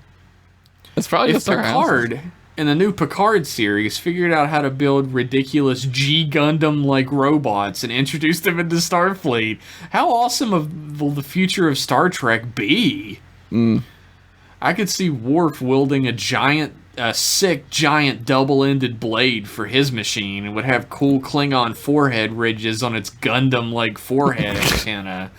Or Data transferring his consciousness into Gundam that's just fully functional so he could possibly bang other Gundams? I mean, this guy really likes Gundam. G Gundam is the only Gundam series I've ever really loved. I only watched Gundam Wing. Gundam Wing is good. I like Gundam Wing, but G Gundam is like... The world got tired of wars. Everybody was like, we're tired of wars. So now we're going to solve all war by having every couple years there's a giant robot fight. Everybody on Earth, every country on Earth makes a Gundam. That's the plot to the movie Robot Jox. I don't know what came first. I think Gundam might have been first. They all, every country has a horrible stereotype Gundam. Of course. That is based on that country. Like, Mexico's Gundam is called the Tequila Gundam. Ah. And, like, America's Gundam is the Gundam Maxter, and it has a football helmet and football shoulder pads. Why wouldn't it be the Gundam? Why wouldn't it just be Gundam? The best thing about the Gundam Maxter, though, is that it take its shoulder pads off, and it becomes boxing gloves, and it becomes a giant boxer Gundam. Well, those are the two things we love, football and boxing. It's true. And the guy who pilots it is, like, the most American man who ever lived. His name is Chibity Crockett. That sounds like he's from the Bronx. He is. I bet. I knew he was. Every fucking thing is the Bronx. Everything's, hey, it's me from New York. It's that guy. It's me from Brooklyn. Yeah, from Brooklyn. I think he is from Brooklyn, actually. The most American place there is, Brooklyn. As much as I love G Gundam, I don't particularly want it in Star Trek. No, I don't really even... I'm not even gonna lie to you. Like, I'm not even really into Gundam that much. I don't even care about Gundam. Yeah, that's fine. It's you like... don't have to love everything. Mazinger Z, I watched that. Mazinger Z? Is that... Really? Out of all the ones, that's the one you want? My cousin loves it. Mazinger Z is good. I mean, it's pretty good. Yeah, my cousin was obsessed with the booby girl when we were little. I like, Getter Robo, which starts out as one of those, like, hot-blooded giant robot series, like, we're gonna fucking kill the aliens or whatever. But then it turns out the energy that runs the robots is actually obliterating the fucking planet. Like, it's hyper speeding up global warming, and it's, like, super radioactive. Oh, wow. and like the heroes become like outlaws because they're still using it to fight the aliens, and one of them goes to fucking prison for murder. Like, here's the thing about all these shows: they're fucking so convoluted. It's like insane. Oh yeah, like they go out of their way to make this shit complicated. Like, it's anime loves information. Yes, they love backstory, like a lot of backstory, a lot of character information, a lot of characters, a lot of like world building. They'll take a break from the plot to go on a tangent for 2 seasons. Like, it's crazy. Yeah, it's Tolkien syndrome, Lord of the Rings syndrome. It's too much. Let's talk about that grass for a couple pages. Yeah, or like fucking Game of Thrones. He's talking about food. Yeah, just fucking. I fucking love Lord of the Rings though, so I'll tell you, I'll watch the shit out of it every time it's on TBS. 2, if you guys could make a copy-claimed Star Trek AMV or music video on YouTube, what song would it be, and which scenes/themes would you edit to? If I could make a Star Trek anime music video, Sum 41. It's got to be "Let the Bodies Hit the Floor," right? By Drowning Pool, and it's just Star Trek Nemesis clips the whole time. It's Drowning Pool, yeah. Fucking I'd do it to this episode with Tom and Will, and it would be "My Friend's Over You." Oh, fucking great. Newfound Glory song. Great song. Oh, fuck, dude. What about Alien Ant Farm movies, and it's all the scenes from Enterprise when they watch a movie. There's a lot of them. Shit, I would do Semi-Charmed Kind of Life with all the scenes that have to deal with the 90s from Voyager. It's just that episode when they go back and Sarah Silverman is in it.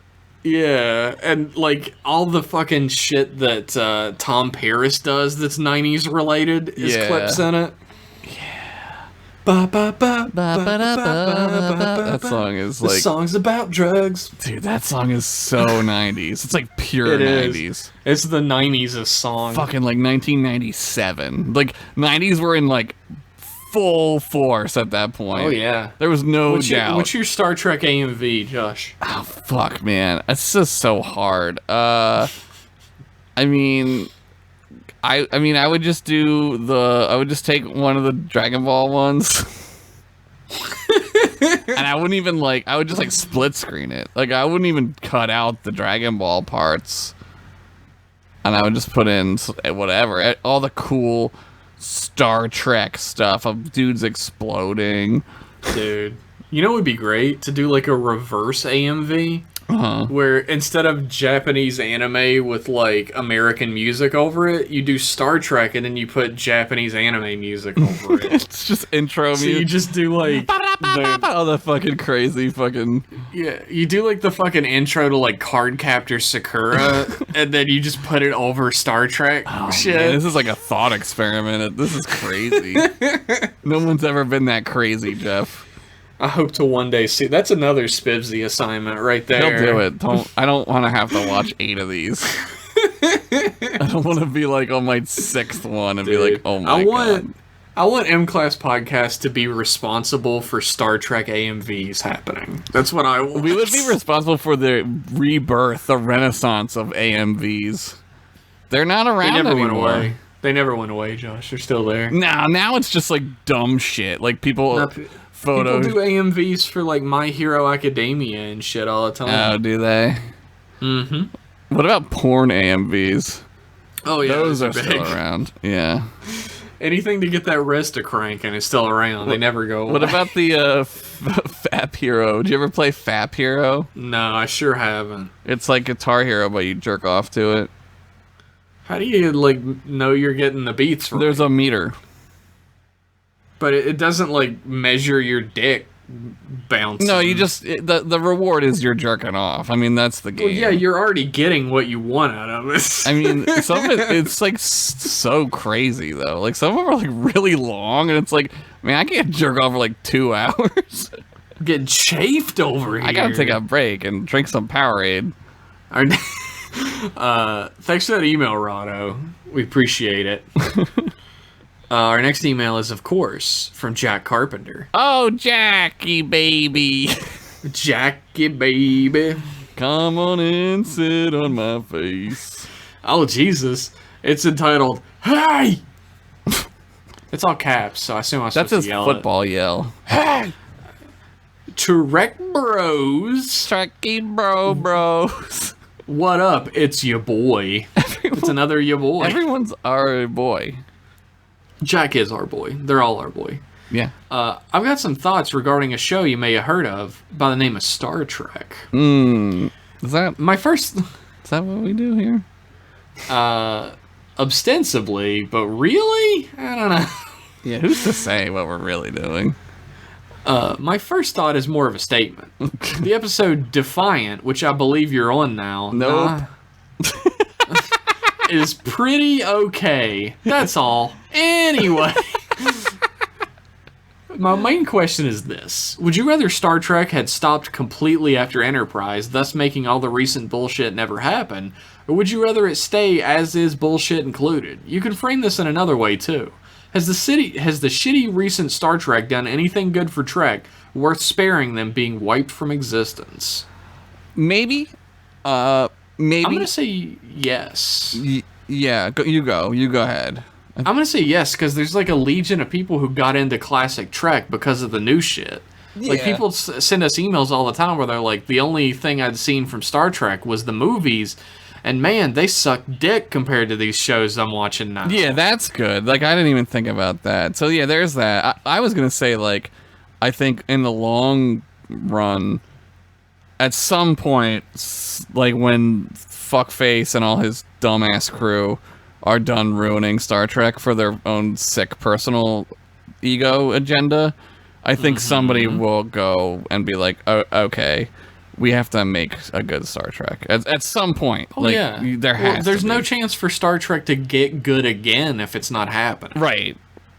And I don't know, I mean, who's to say, right? Like, who knows, like, had they not ruined Star Trek with the movies and all these dumbass, like, Discovery, who knows? Like, maybe right now we'd have a good Star Trek. I don't know. I don't know. But I think once, like, Abrams and Lindelof and Kurtzman are all done jerking off on what they think Star Trek should be, I think somebody who's, like, gonna find it, like, maybe not even somebody our age, like somebody like younger than us might find Star Trek and be like, where's this, and they'll make it. Like, the chance that could happen only exists because there's a window open still, Right. Like, I think if it had ended at Enterprise, it would be one of those things that's like really fondly remembered, like a Battlestar Galactica, Right. but isn't gonna get brought back. I mean, Paramount's, they're pretty dumb, like, they're dummies because they're a corporation and corporations are stupid, Yes. but they're not so dumb that they don't realize that they can still do this, right? Like, they're smart enough to know, like, they can still make money off of this shit. So that's good, I guess, that they still think that. I don't know. It's like a big name franchise. It's very much like when Star Wars made it big and 2001 A Space Odyssey made it big, and the company suddenly realized that, what do we got that's space? We got the Star Trek. Right, they, like, brought it back. We'll bring back Star Trek. Right, and it just happened to be good eventually, but it wasn't good right away. I think that's very much what, like, the new Star Trek stuff was. Like, the Mass Effect video game series sold, like, 800 bajillion copies. Right. Like, we got these new space stories. Star Wars came back. Like, what do we got? Right. Star We Trek. got Star Trek. J.J. We'll do Star Abrams Trek wants again. to make a commercial for Disney so he can make Star Wars, so let him do it. Yeah, I think it's done something good for Trek by accident. It's like 100% accidentally. Yeah. Failing upwards. I don't... I think, like, in comparison, somebody is, like, it's, like, you've got to be an idiot, right? Like, you've got to be, like, never have seen anything, like, you have no reference to, like, taste to not see that, like, the new movies are shit compared to the old movies. Compared to, like, even the worst old movies, like fucking 5, right? Yeah, I'd rather watch 5 than any of the Yeah, movies, like even I 3 and think. 5, which are like not great. Like 5 has its moments. Like that's where the row your boat camping Right, scene is. right. That's a cute little scene. That's a very much like there are very few moments in Star Trek canon where we see the real, honest friendship Yeah. between Kirk, Bones, and Spock shine through, and that scene is definitely one Yeah. of them. and the plot's like not entirely stupid. No, it could be dumber. It definitely could be dumber because they did dumber ones. Yeah, like- it's true. Fucking Into Darkness is incoherent. It's in fucking coherent. I don't really know what the plot of that movie No is. one does. They don't know what the plot of the movie is. Who knows? I know that there's cons on it. They fly around a bunch of places for no reason, and then they come back to Earth in the end. Hey, you could have just stayed here. Jack finishes out by saying, "Thanks as always, and all the best for my current travel location, Atlanta, home of big butts and peach emojis. Yeah. Commander Jack Carpenter of the USS Virginia." Yeah. P.S. Josh, I'm in a keeper PPR league, and Nog, Porthos, and Molly O'Brien are available in waivers. Who should I sign? Thanks, I'll take my answer off the air. It's Nog, duh. Oh, damn, you gave it to him on the air. It's ruined. Molly O'Brien, not good in the clutch. She gets lost in that weird dimension for a while. Thanks for that email, Jack. We appreciate it. Our next email is from Crystal. Who's Crystal? My wife, Crystal. What? She, I thought it was some stripper. Oh. Her email is entitled "Checking My Emails," Okay. and it begins, "Trek boys, especially you, Jeff. I own 7 different translations of Beowulf. I took a graduate level class about Beowulf. I taught Beowulf for several years. Damn. I was in the next room when you were talking about Beowulf, Jeff. You could have said something. Damn. But no. I had to listen to you two butcher one of my favorite stories, Damn. the Great English Epic, while I'm driving alone without anyone to hear me shouting angrily at the car speakers. You know, like a totally sane English teacher. What did we get wrong? I know I said that It's- it was like he was like the brother or something. Yeah. Old English. It's written in Old English. No one had better call it Anglo-Saxon, Jeffrey. Okay. Fuck you, Crystal. You can hear me in the next room, too. Fuck you. Anyway, I think you were actually referring to Gilgamesh. Oh, Like the brother thing. maybe I was confusing Gilgamesh. Yeah. They're both Thanks for listening. they're both old as shit. Fuck it. I mean, Gilgamesh is like super fucking old. Old English as fuck. I think that's Anglo-Saxon, actually. Thanks for listening to Jeff read my rant. It's a heavily edited version of the one I had myself in the car. The original version involved a lecture on the conventions of epic poetry, Old English, and homoeroticism in Sumerian literature. Until next time you anger me with inaccurate literary discussions, Crystal, Jeff's wife. Damn, If this was an email from anyone else, this would be a very mean email, but I know she's just joking. yeah, we probably wouldn't have read it if it was not from someone you love. I'd be like, telling me I'm wrong. Delete.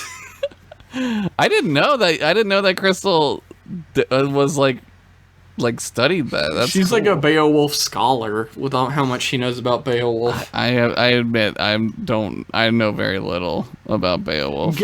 Gilgamesh is a different beast, right? Where like Yeah. Gilgamesh is considered the first homoerotic story in history. It's like considered the first story in history. like there's like a Chinese story that like predates Oh, it by yeah, like a yeah. lot, but like the story is about Gilgamesh, who's like a shitty king. Everybody hates him because he's real shitty, but he's like super Then he strong, meets so his nobody can friend. stop him. And so the gods send the wild man Enkidu, Yeah, who Enkidu. they become like best friends. They and tussle. They roll around a like yeah, lot. to the point where Gilgamesh is like, I loved him as I love a woman. Yeah, that means that he fucked him. Yeah, and there are people who were like, nah, they were just good friends. Yeah, they were good friends with their pee-pees in each other's butts. You can be good friends with your pee-pee butt friend. That's fine. Yeah. I'm good friends with people I put my wiener inside. You kind of have to be. You should be. Yeah, at it's like least, part right? of the whole thing, right? Like, you don't want to just be like, Yeah. ugh, this person sucks. Well, thanks for that shitty email, Crystal. I'll be mad at you later, I guess. Nah, she was right. Like, as soon as I got all, like, as soon as she heard it, she was like, "Hey, you guys mentioned Beowulf. That was awesome." And I was like, "Yeah." She's like, "You got everything wrong, but it was really cool." Oh, man. I'm, like, self-conscious. I'm going to be, like, super, like, oh, shit. About anything. As long as we don't mention Beowulf, we'll be fine. Let's never mention it again.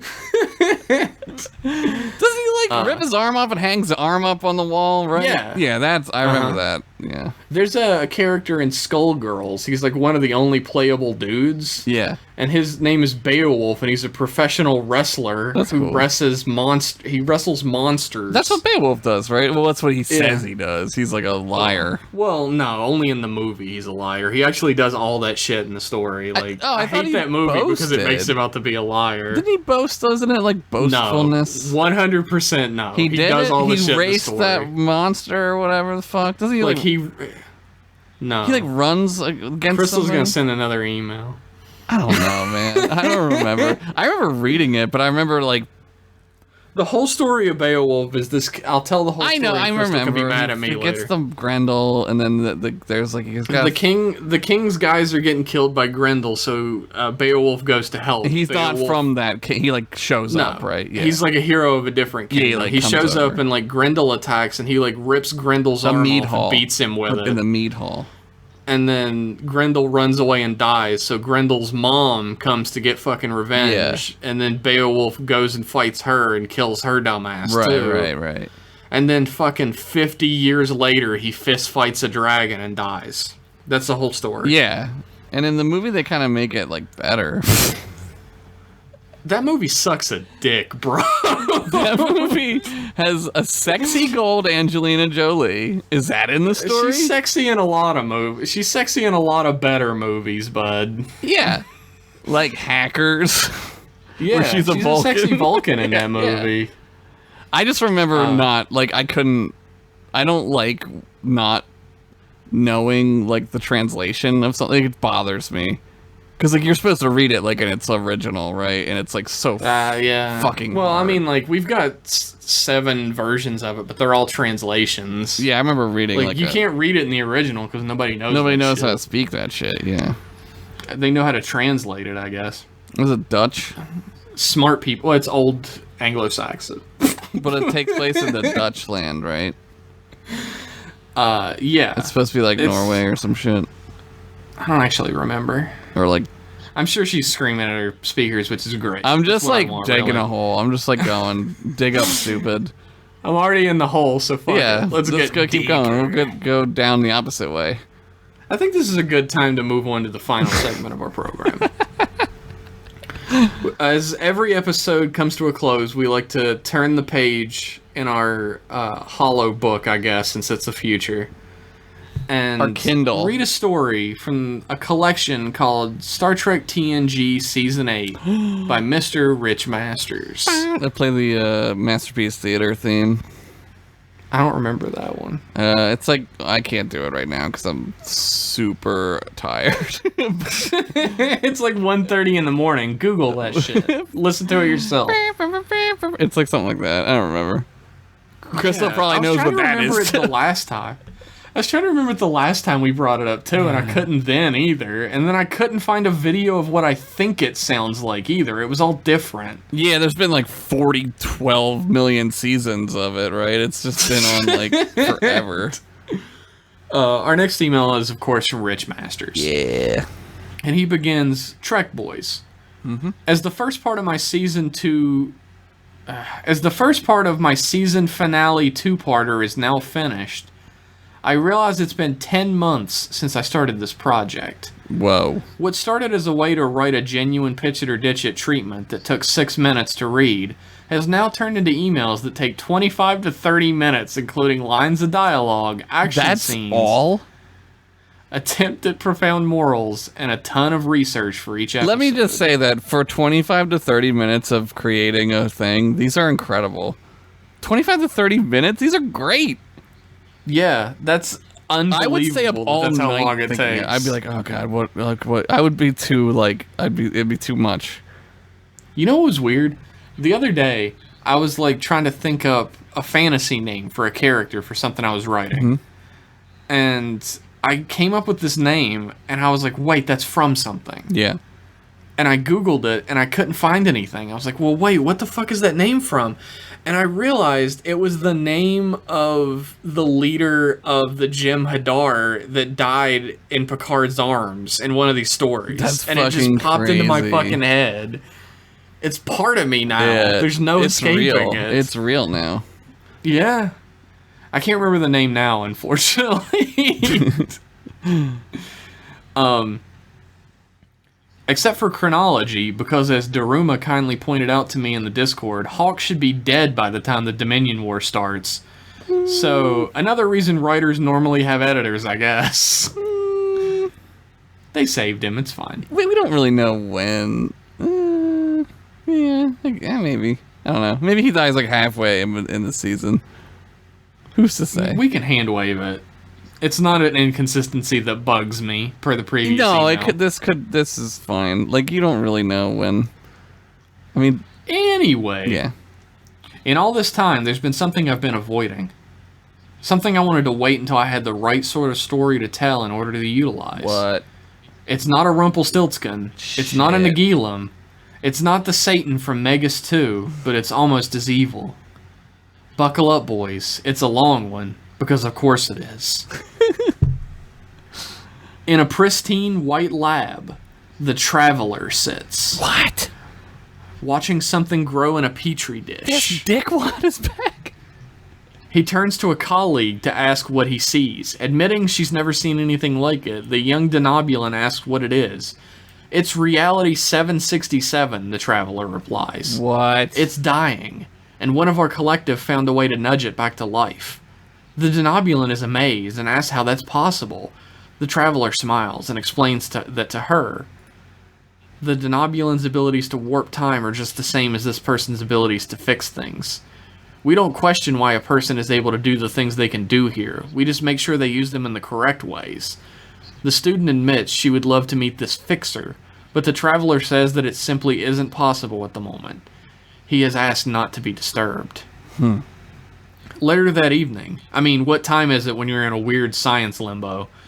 The Traveler opens the door to a subsection of the lab. A window of light floats in the middle of the room, and a man stands in front of it, swiping images of places and people away as they're instantly replaced by more. Oh, it's like a fucking Minority Report.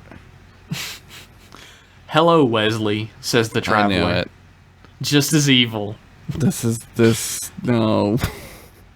The title is Raza Contritum. What does that mean? I don't know. Actually, it's like slate, something slate? No, clean. Clean slate. Clean something. Because blank something. Raza Blank Contritum. slate. Blank. Check. Tabula rasa means blank slate. Okay. Is this Latin? Wesley Crusher. Yes. Wesley Crusher is irritated, stating that he was promised privacy. Damn. The Traveler explains it's been almost 3 months since they last spoke, since Wesley last joined them in meditation, or even left the room. Wesley seems confused, looking like he's going to apologize, but then shows the Traveler what he's doing. The window is one part of a diagnostic engine, seeking out damage to realities by time travel, interstellar accidents, and omnipotent beings. He waits for the Traveler to tell him how impressed he is, but is met with a simple stare. What is the other part? The Traveler asks. Me, Wesley beams. I can go in and make alterations in real time as quickly as I could fix an isolinear chip. It's all so simple, so easy. And that is why we must shut down your experiment, Wesley, the Traveler explains. What? When Wesley asks why, the Traveler explains that their collective do not seek the easy or well-trodden path. They are careful and respectful of the subtle rules of the universe. And because, above all else, Wesley doesn't intend to follow those rules. Fuck that place. I live there. It stinks. When Wesley suspiciously asks what the Traveler means, his teacher explains that it was very obvious that Wesley was looking for something.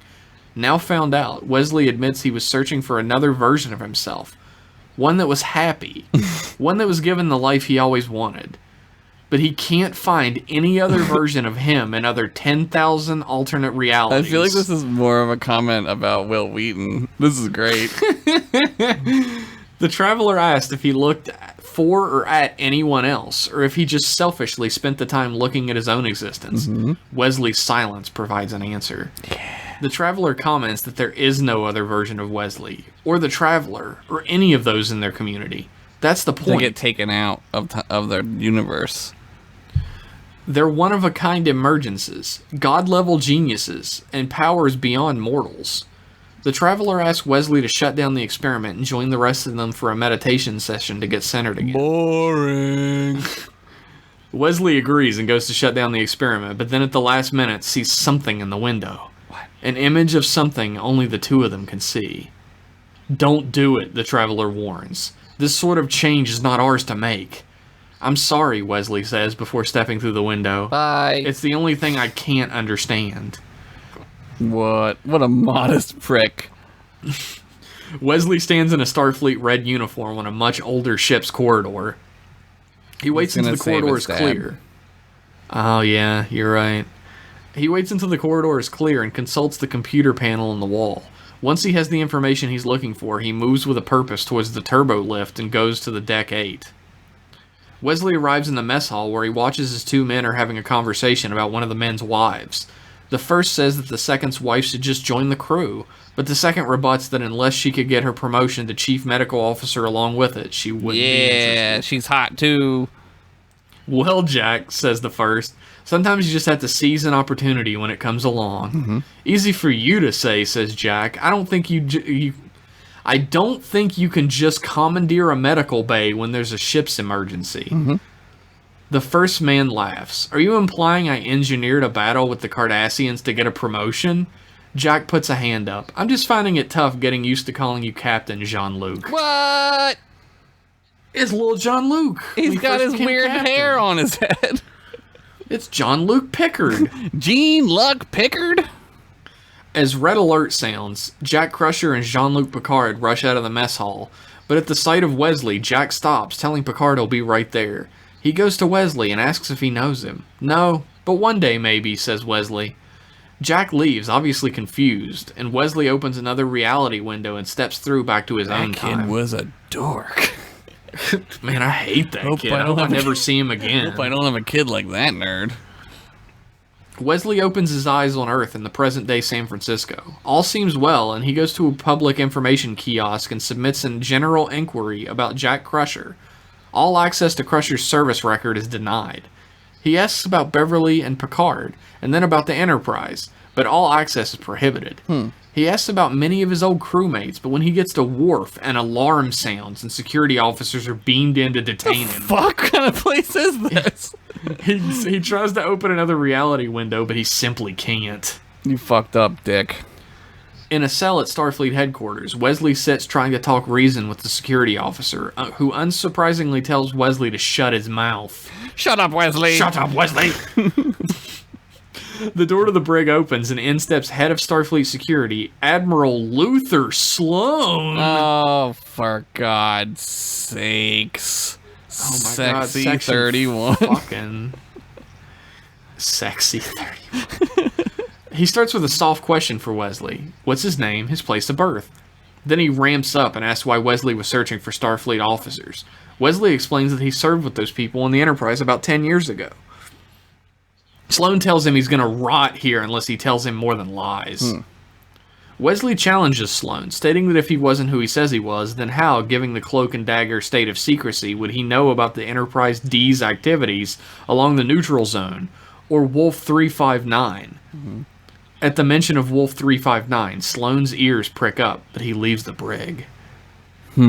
Days later, a disheveled Wesley is brought before Starfleet Tribunal, made up of Admiral Sloan, Jellicoe, and Hansen, the admiral killed at Wolf 359, Nora Settee from the Drumhead, and Janeway.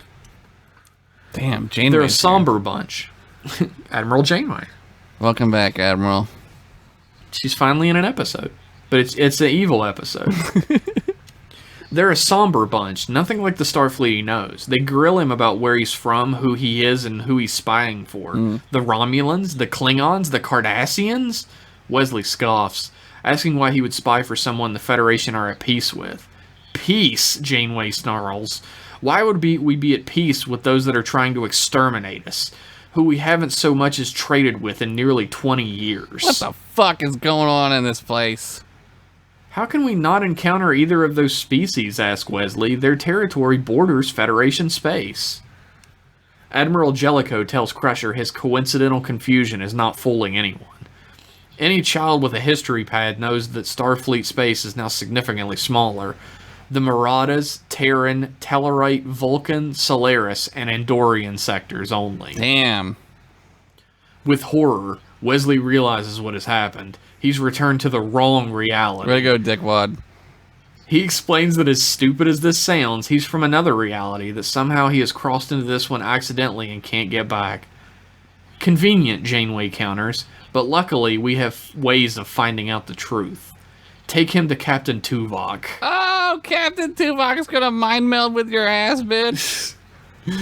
Sloan and some security officers escort Wesley to a chamber where Tuvok meditates. He's the same old Tuvok, a surprise in this brutal and cynical reality. Sloan orders the Vulcan to mind meld forcibly with Wesley, but Tuvok only reluctantly agrees when Sloan tells him that millions of Starfleet citizens could be at risk. That old chestnut. In the young man's mind, Tuvok sees a reality of peace, of prosperity for the Quadrant. When Sloan asks what he's seen, Tuvok stands, draws a phaser, and shoots the men. What the fuck? Something better, he replies. Oh, we're doing it. Mirror episode. Let's go. Genuinely surprised, Wesley confides that he didn't think Tuvok would help him. Tuvok simply replies, "Logic is logic, whatever reality you are in." You can call me 3Vok now. Don't make me go 4Vok. As Tuvok and Wesley head for a transporter pad, the Vulcan confirms that his ship, the USS Discipline, will take Wesley wherever he needs to go. What the fuck? It's either a fucked up ship or a lot of fucking That's on that a ship. fun ship. The USS Spank Me Daddy. But he assumes he wants to be taken to the Enterprise. As they storm the transporter room, only Janeway stands in the room, begging Tuvok as a friend not to throw his life away. That somehow the images in this boy's mind have driven him mad. Tuvok looks troubled and puts a phaser to Wesley's head. Tell me you're not lying, Tuvok demands. When Wesley promises he isn't, Tuvok shoots Janeway. Rip. I hope you're right, he says, because Catherine Janeway was too valued a friend to waste on a fool's errand. Do those phasers not have stun anymore? No, they They're don't. It's all death. death phasers. They have death and double death. Vaporizing and just regular friends. body death. He closes her dead eyes, then transports to the Discipline. First Officer Harry Kim welcomes the captain aboard, but there's friction as Harry is a complete brown-nosing rule lover and questions Tuvok's choices. Oh my god, everyone in this episode sucks so far. Tuvok lies, telling him this is an order from Admiral Sloan and they must warp to Thalos 567. That's how I read these things to find out what number it is. Thalos 7 in Vulcan territory ASAP, where the Enterprise is on the Orion front, fighting incursions from both the Romulans and Klingon forces. On the way, Tuvok's ship is chased by numerous Starfleet vessels, but manages to elude them with the help of Wesley. Insert techno battle, action scene, and dramatic music here. Ah, sweet. We got a fucking techno-babble fight? However, man, that'd be much better than a rap battle, wouldn't Oh, it? fuck yeah. What if it was like a rap battle, but just with Star Trek lingo? Oh, shit. That'd be cool. Sign me up. Yeah, I'd go to that. However, upon leading the Starfleet vessels to the Vulcan border, the ships are set upon by a group of Klingon warbirds that have crossed into their space and destroy the Discipline's pursuers. The trio of ships are decorated with the crest of the House of Duras. Oh, for God's sake. 'Cause unless it's the titty window bitches, I don't want to... One of them's dead. Oh, that's right. They're both dead. Are they both Yeah, dead? they die in generations, but maybe they're not dead. I mean the actress. Oh, really? Yeah. What'd she die from? Having too big of boobs? Probably not. I Is don't that know. a thing you die from? The Discipline is attacked and is down to 30% power when the bridge is rocked by a series of explosions, one of them killing Commander Kim. Is it going to be Worf? Probably. What a waste of potential, laments Tuvok. Ha! Take that, Wang!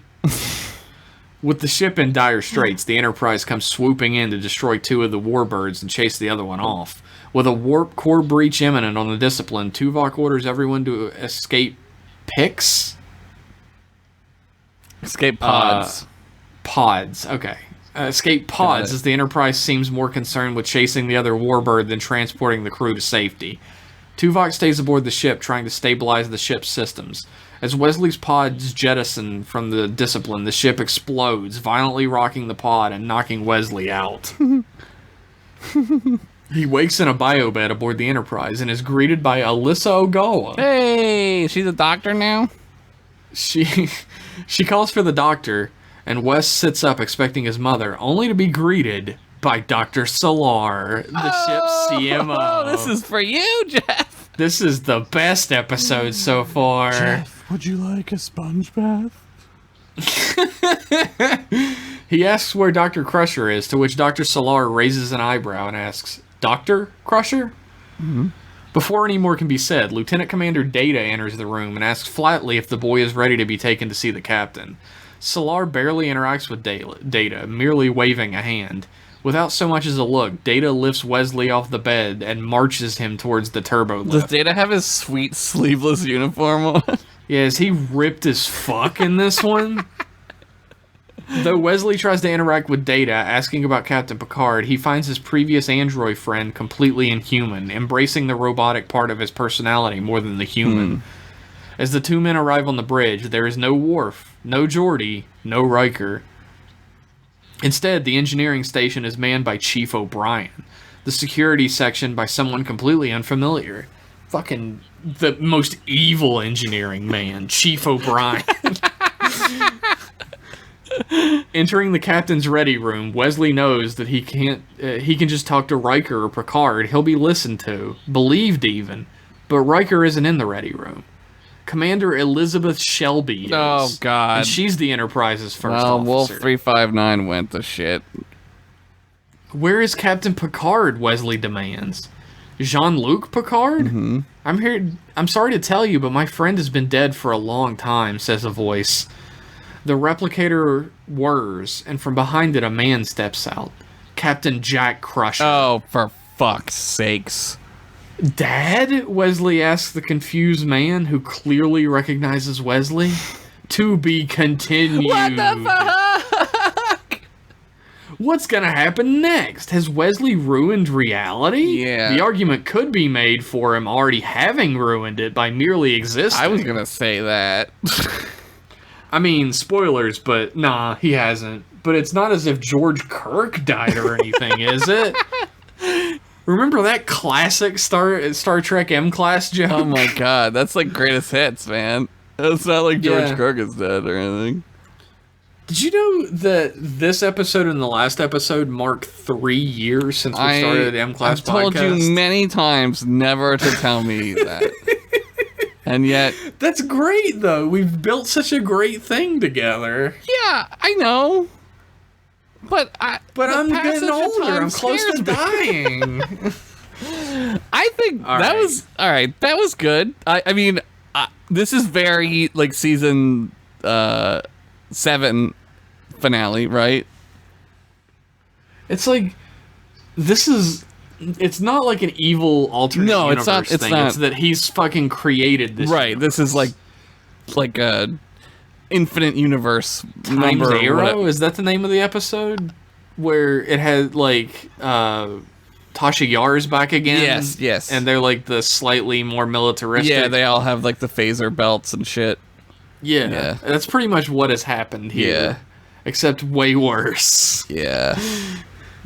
Alright, 1 episode of this season left. Time to get out the tissues, boys, just in case your eyes or your wieners need some tear mopping. Yours slightly sadly, Rich, visiting the icy moon of Andoria, but got annoyed by the cold and just hopped the equator to where it's warmer.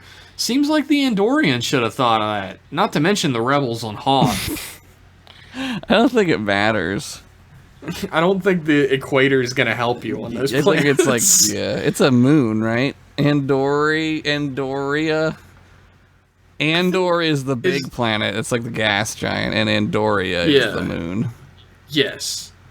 Yeah, Teller Prime is a planet. Yeah, Teller I was trying to Prime remember which one was the moon. But yeah, you're right. Andoria is the moon. And they live in the ground, and they're sexy. Sexy and blue. Sexy blue ice elves. Super sexy. The Andorians don't fit into the comfortable fantasy stereotype things in the same way. Not really. They're sort of like a dark elf, right? They're kind of like really, if you take like Norse mythology into consideration, they're like the Jotun. Okay. The Jotun, the ice giants. Yeah. They're fantasy in the sense that like they're just like the ice people, right? Clearly, he's an Iceman. Turns out that's true. There are ice. Yeah, that scientist was right. She wasn't wrong, but he wasn't one. I feel like pitching or ditching a Rich Masters thing is stupid because of course we pitch it. It's real. It's a what real if we change it to like rich it, or pitch it or rich pitch it or rich it? Yeah, like rich it really is a good. level above pitch it. I'm gonna pitch. I'm gonna pitch this one. It's mostly Wesley Crushed. And also we haven't seen the end yet, so we don't know. The end could make this episode like a 10 out of 10 retroactively. Yeah, this could be a rich it. I guess we'll have to see. Thank you. I can't thank you enough for writing these in, Rich. It enriches the show so much. Yeah, no, for real though. This is incredible, and I'm glad you did it. And I'm blown away how good these are. Like, it's ridiculous. It's too good for this show, really. I mean, like pretty much everything's too good for us, but this is definitely too good for us. We're great. We're the best. We're the best. We're the best of the best. Look, this program would not be the same without Rich Masters writing in. I don't know what's going to happen when this next episode is over. I hope he just keeps writing in. Yeah. Because it elevates. It's like the Masterpiece Theater that comes on after Red Dwarf. Right? Yeah, you're just like, oh, now it's that. Yeah, no, for sure. Like, I mean, I love all the emails. Like, I'm not gonna say that, like... Well, I love Red Dwarf. Masterpiece Theater is just, like, more cultured. I like it, too. Yeah, no, this is like a... I mean, we're spoiled. Like, this... I feel like we're really spoiled by this. Oh, yeah. And we're gonna be, like, real petty babies about it, and we're gonna, like, want more. We're, like... Really, like... We are giant petty. We're like the internet. We're like the internet. Where's my free stuff? Give me more, Ridge. Where's work for me? Give me stuff. That's us. Really, what you should be doing is like doing your own podcast where you read your own stories. But as long as you still want us to read them, or me to read them, and Josh to go, oh, I knew and try to guess. Then I was like so certain it was gonna be Worf and the other ship. Me too. Like I felt you were 100% right. That was a rare miss. It still could be. Still could be. Still could be. Like he's a Duras now, because like why not? Yeah. Like it still could maybe be. he married Ursula or Lursa, one of them. Or Bator? Is that her name? Bator. Yeah. That's a super Klingon name. Master Bator. Ha ha ha. Hey, did you ever want to learn Klingon? I never wanted to, because, like, I don't know. Who would I speak Klingon to? Dorks? I mean, okay, yeah. I mean, I would learn, like, Spanish before I learned Klingon. That's the thing is, like, useful. I took 3 or 4 years altogether of Spanish, and I can't fucking speak any I took, of it. like, 5 years of German, and it's pointless. And I can't speak German. I can understand some of it, but I can't speak it. I want to learn Spanish, and every time I sit down with Spanish, I get this overwhelming feeling of, like, hopelessness that happens because of... I felt the same way when I was in school. Yeah. Like, I can't learn this. My brain won't let me. Yeah. No, I felt I go right back to that, which hasn't happened. Like, I thought for a minute about learning Japanese when I was a little younger, and it didn't happen with that. Because you're not around it. Like, if you were around people and you needed to learn it, you would. Oh yeah. Like if you were like stuck in like Latin America somewhere and like nobody spoke English or they refused to or whatever, you'd fucking learn it. But like that's not the case now. Like you don't have No, to. you just learn it at your own pace or whatever, and like my pace isn't like 0. like if you were married to somebody or like in a family where somebody spoke Spanish, like and like you were like not a native Spanish speaker, like you would just be around it and that would help you. But as long as you have to do something, you'll Yeah. do it. you'll survive. Yeah, And- but like I've always had this fascination with fictional languages. yeah, Like you're like Tolkien. there's no way I could speak Klingon because I can't even pronounce single words in Klingon. Too many- I don't have the gruff spittiness. It's like learning like Dwemer. Like what the fuck is going? Like there's too many apostrophes. Yeah. There's too many consonants. It's crazy. Like I want to learn Sindarin. What's Cinder? The language of the elves from Tolkien. Oh yeah. I think well, that he would was, be he fun. was. as That's what he fuck. did, right? He was like a linguist. Yeah, he was a linguist or whatever the fuck they called Yeah. it back then. A con I watched a linguist. video about that. Yeah. I watched a video about that the other day where this guy broke down some fictional languages and he talked about how like Sindarin is one of the most complete Yeah. like fake made up languages in history. Well, he like made it so good that every other elf language is basically that now.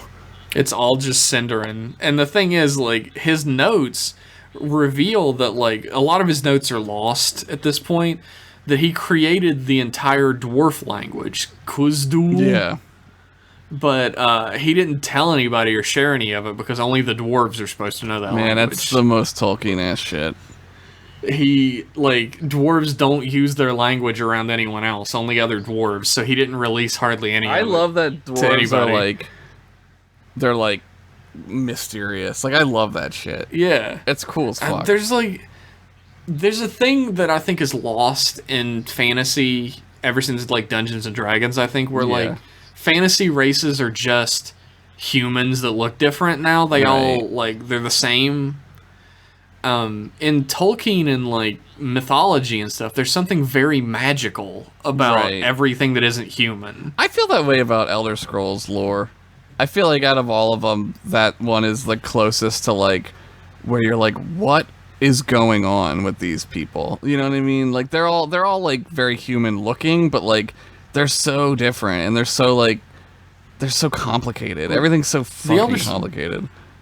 The Elder Scrolls makes a concerted effort to make elves not look human. Yeah, There's like a different bone structure. they're in their more faces, Romulan different- almost. Like they're like pointier and jaggeder. And like orcs are made to look like a much more different than the standard like Yeah, way orcs look. They make a concerted effort Mm-hmm. to make everybody look not human who's supposed to not be human, which most fantasy doesn't. Like Tolkien doesn't really. yeah. They're all just different size humans. Yeah, orcs are sort of, well, I mean, because of the movies, like, orcs Yeah. are like bird people, like dinosaurs. Yeah.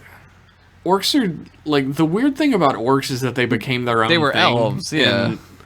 well, they became their own thing in like popular culture. Like orc is just another word for goblin. Yeah, because they were goblins Tolkien. first, yeah. They're all just goblins. Like what we think of as orcs are like the Uruk-hai, the Yeah. like birthed super orcs they Yeah. make. Yeah. It's weird how things turn out. I that like way. how like they're- pop like, culture kind of And changes the Elder stuff. Scrolls are just like pig people. Like, that's their mythology. It's like, they were just like pigs once. Yeah, that's like orcs in Dungeons and Dragons were like pig Yeah. people. That's why Ganon looked Right, that 'cause way. he's a orc, That he was yeah. a pig monster because he was supposed to be an orc Yeah, wizard yeah. to begin with. Orcs are cool in Elder Scrolls, though. Yeah, They're like the coolest they orcs, do I that- think, out of all the orcs. Yeah, they do like the prideful warrior thing like a lot better than I think like a lot It's of a other little orcs more do. like I want to say like more like Native American-y, where they're a little more like subtle. Like they're not just like Klingons, right? Usually orcs are just like battle, they're like Klingons. Yeah. And like in Elder Scrolls, they're a little more like they have a more of a culture, I think. You know? Yeah, that's true. They have like they're like a very religious culture. Yeah, they're kind really. of solemn and like they're always getting fucked over, which like you know the Bretons Yeah, always you feel bad for the yeah, orcs. they're always really. getting their city burned down and shit. You know who I don't feel bad for? The Nords. Fuck those guys. Pretty much the Nords, the Bretons, fuck them.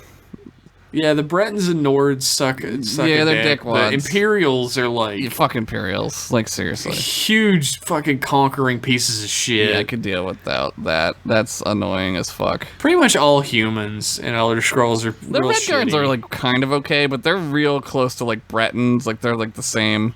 Yeah. They're like less bad Yeah, they're, like... Bretons. Yeah. That's why But the elves are all shitty except Wood Elves. No, Wood Elves are They just great. eat people. I love that the Wood Elves are, like...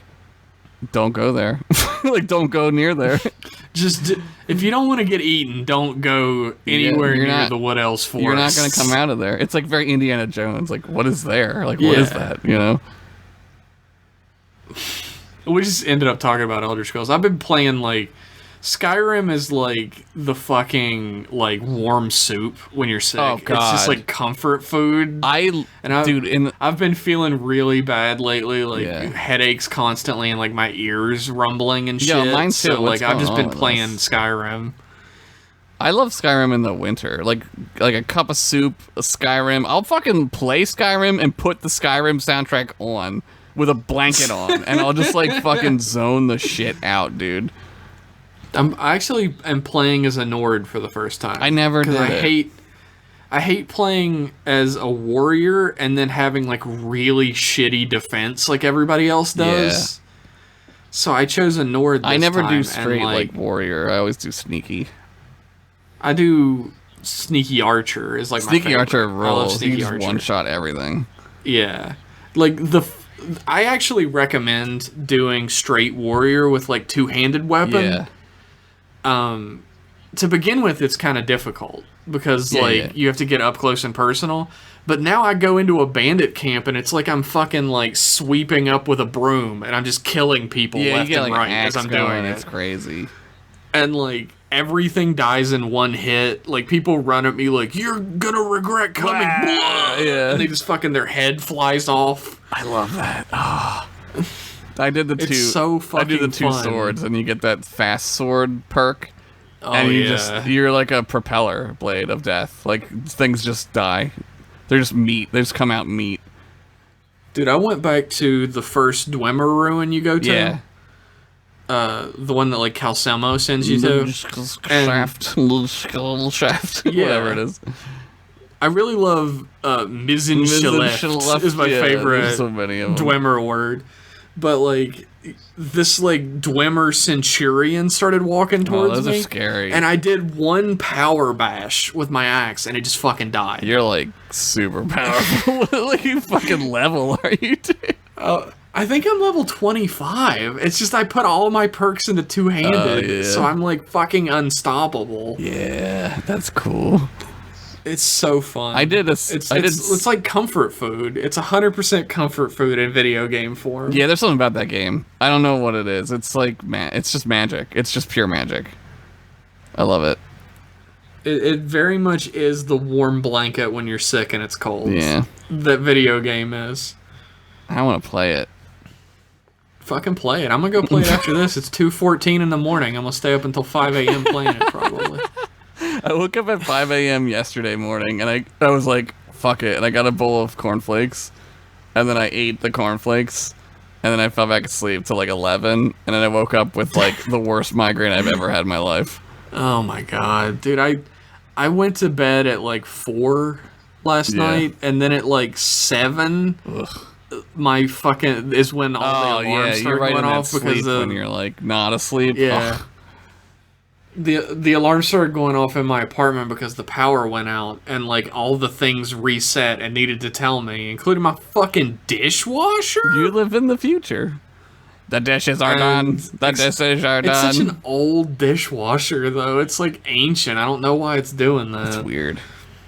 But like, so I got woke up at 7:45, and then my stomach was like, "Wait, you ate dairy yesterday?" Poop, poop, poop, poop, poop. Yeah. So I was like awake and up and about until fucking noon, and then I fell asleep until 3. So I got like a total of like That's the 5 worst. hours That's sleep. like when you're definitely sick. Like that's like sick sleep. You know, like when you're really I sick and really- you sleep like 2 hours at a time. Yeah, like I just really felt bad, and then I was like, "Well, gotta record I tonight." know. I was like, man, like I don't know if I'm gonna make it. We're We're still recording right now. We're still recording at 2:15. We got our second win when we got together and started talking about Star Trek. That's how it works. Yeah. All right, that's enough of this podcast. We answered all your questions we're going to be able to get to thanks to the Elder Scrolls minicast we did. Sorry, anybody we missed. Maybe I'll save them for next time. Yeah. If you'd like to get this podcast a week early and be able to listen to all of our tangents before anybody else, you can become a patron over at patreon.com/mclasspodcast. And you even get to become a part of our Discord community, which is full of some of the coolest people on Earth. The coolest people on Earth. When we're there. There's orcs there. There's wood elves. That's a good question I could ask people is, like, what fantasy race do you think defines you best? That's a good one. What do you think defines you, Josh? I always like the wood elves. The wood elves are like the temperamental redheaded stepchild of Elder Scrolls. Like, nobody really like wants them around. They're kind of like looked down on, even though they're fucking elves. Like, they're like crazy elf-like. They're like the bottom tier elves. Yeah, but they're like super agile. They're like super strong, right? Like, they're fucking elves. I know the Altmer are just dickwads though. Yeah, they're just like super dicks. So I don't know about an Elder Scrolls, but I've always thought, like, I don't know. Maybe I'm just a really big dwarf. I don't know. I lived in the mountain my whole life. That's because and you're I got from the beard. mountain lands.